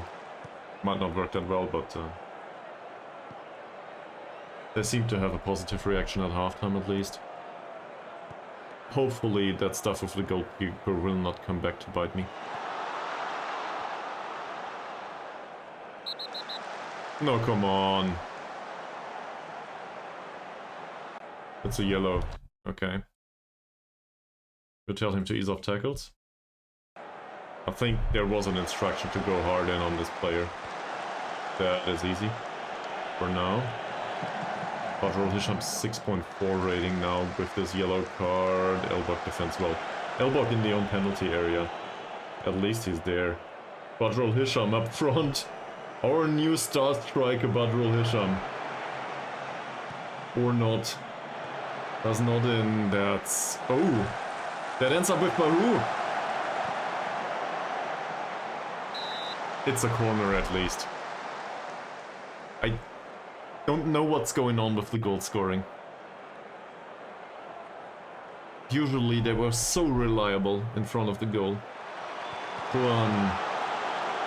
We can't seem to get it. Badrul Hisham needs to be taken off, I think. He is fired up and on a yellow card, well, I doubt that this is a good idea.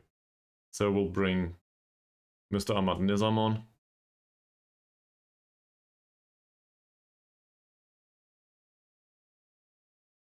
Yeah, and I'll keep the rest. There's still a ton of stuff going on here.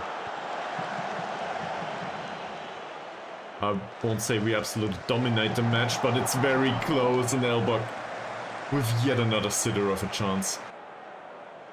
Oh. Ahmad Nizam. He picked up a yellow card immediately. Why? Why would you do that? Abdul Malik with a free kick. It would have hit the goal. Too easy to defend for the goalkeeper.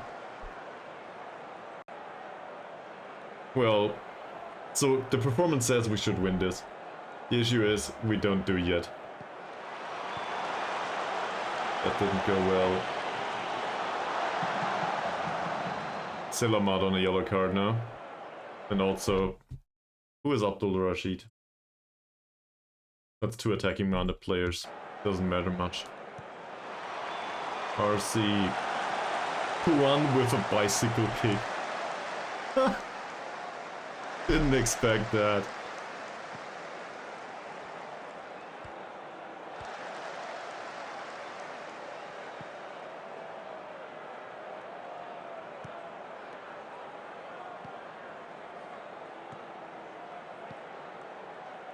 Oh, Ahmad. Ahmad. Well blocked. Ahmad is just too slow for the situation. We could bring on Fakrullah later. Juan. Still Juan. Of course he takes a shot. That got blocked.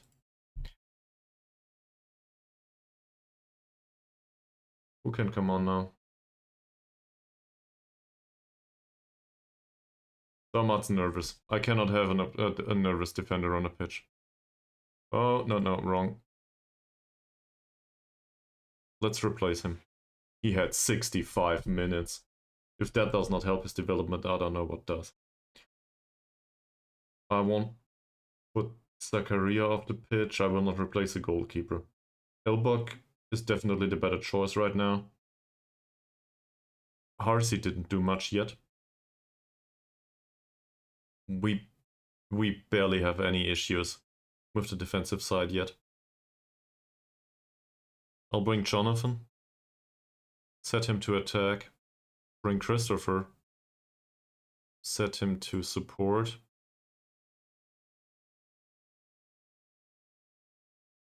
Yeah, that's all good.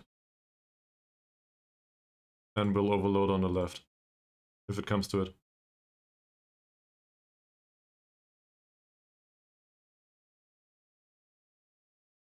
Three additional substitutes, and we have one in hand now. So we subbed the entire left wing, by the way. We still focus on the right. Not sure if that's a good idea. Yet another floated cross that goes nowhere.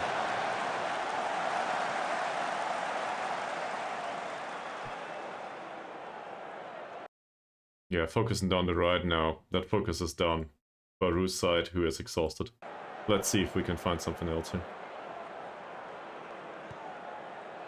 Mahathir for Christopher. Oh, now it's down the left. Tracks all the way back though. This is good. Apparently it is. That'll be a corner. Didn't expect that one, but sure. Juan is entirely exhausted now. We could bring on Vandal Pegaguid actually. Or they just score after this corner. Apparently not. Don't let him get to the ball. Okay. That will not matter much.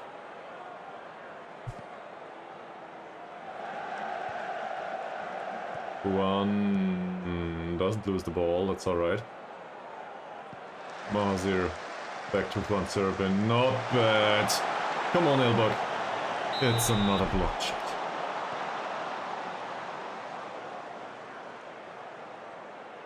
The opportunities are there for sure.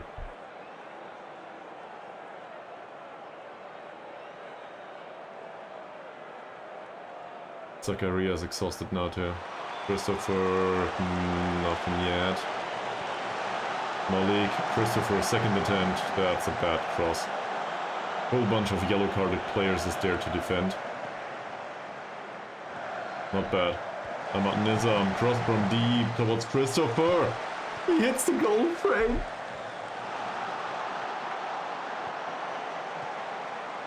Go for it. He doesn't. Well, now he had to run. It was too late though. Bakrula with whatever that is.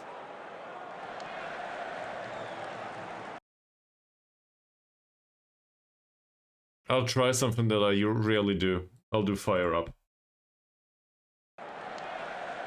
They usually hate it.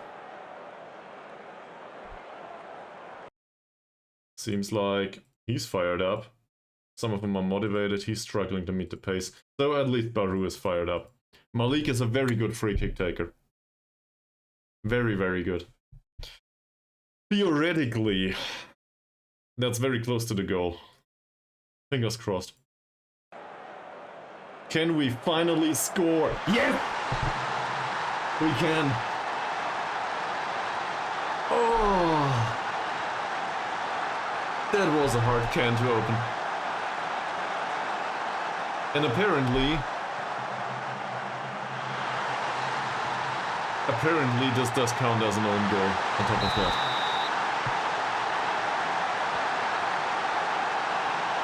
Fucking finally. Now we'll obviously go time wasting. And maybe sub somebody on. Who would that be though?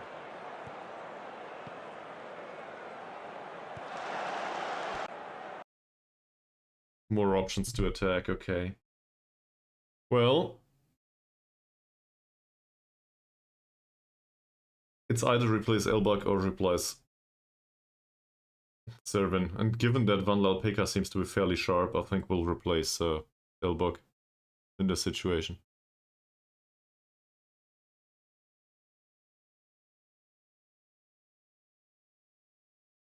Floated crosses don't make sense anymore.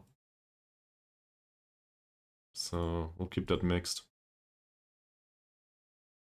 Rai is somewhat fast and has very good off the ball movement. Which means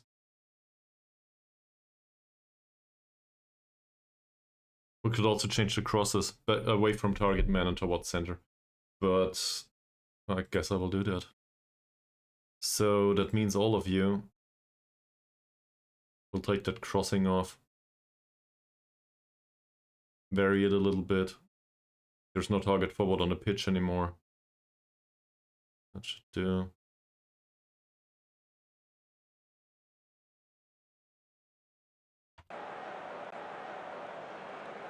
It's just a few minutes.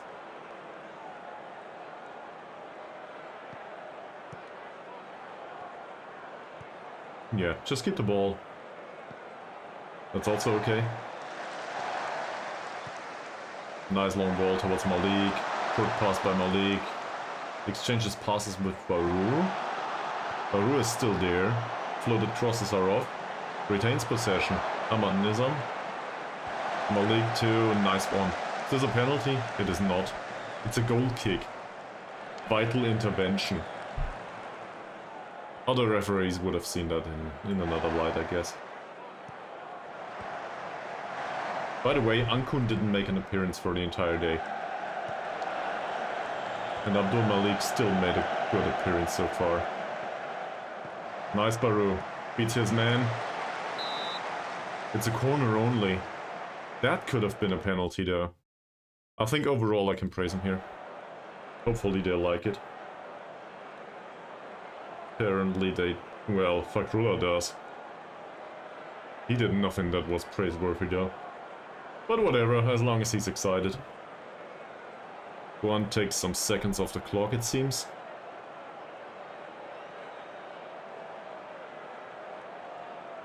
Well. Here it is. Another corner, that goes nowhere. Rai is there to defend, funnily enough. Okay.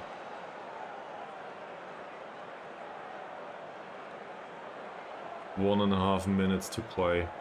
Baru back to Ahmad Nizam, Abdul Malik. They exchange short passes. That's not offside. What? Alright. Well, if it works. But he didn't score, sadly.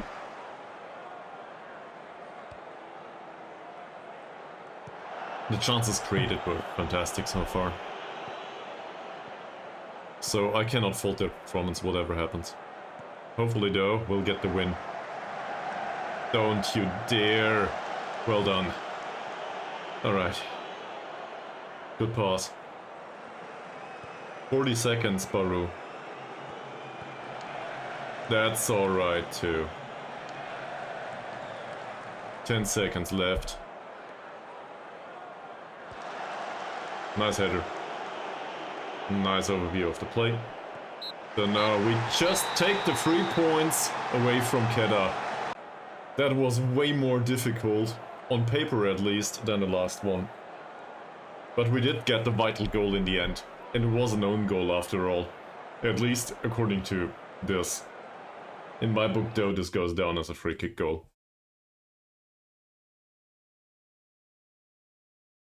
We could have been better though.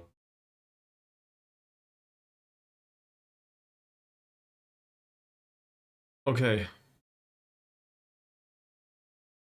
I think that's it for now.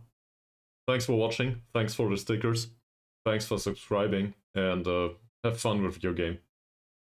I will see you soon. And, you know, greet the odd person here and there from me. Bye.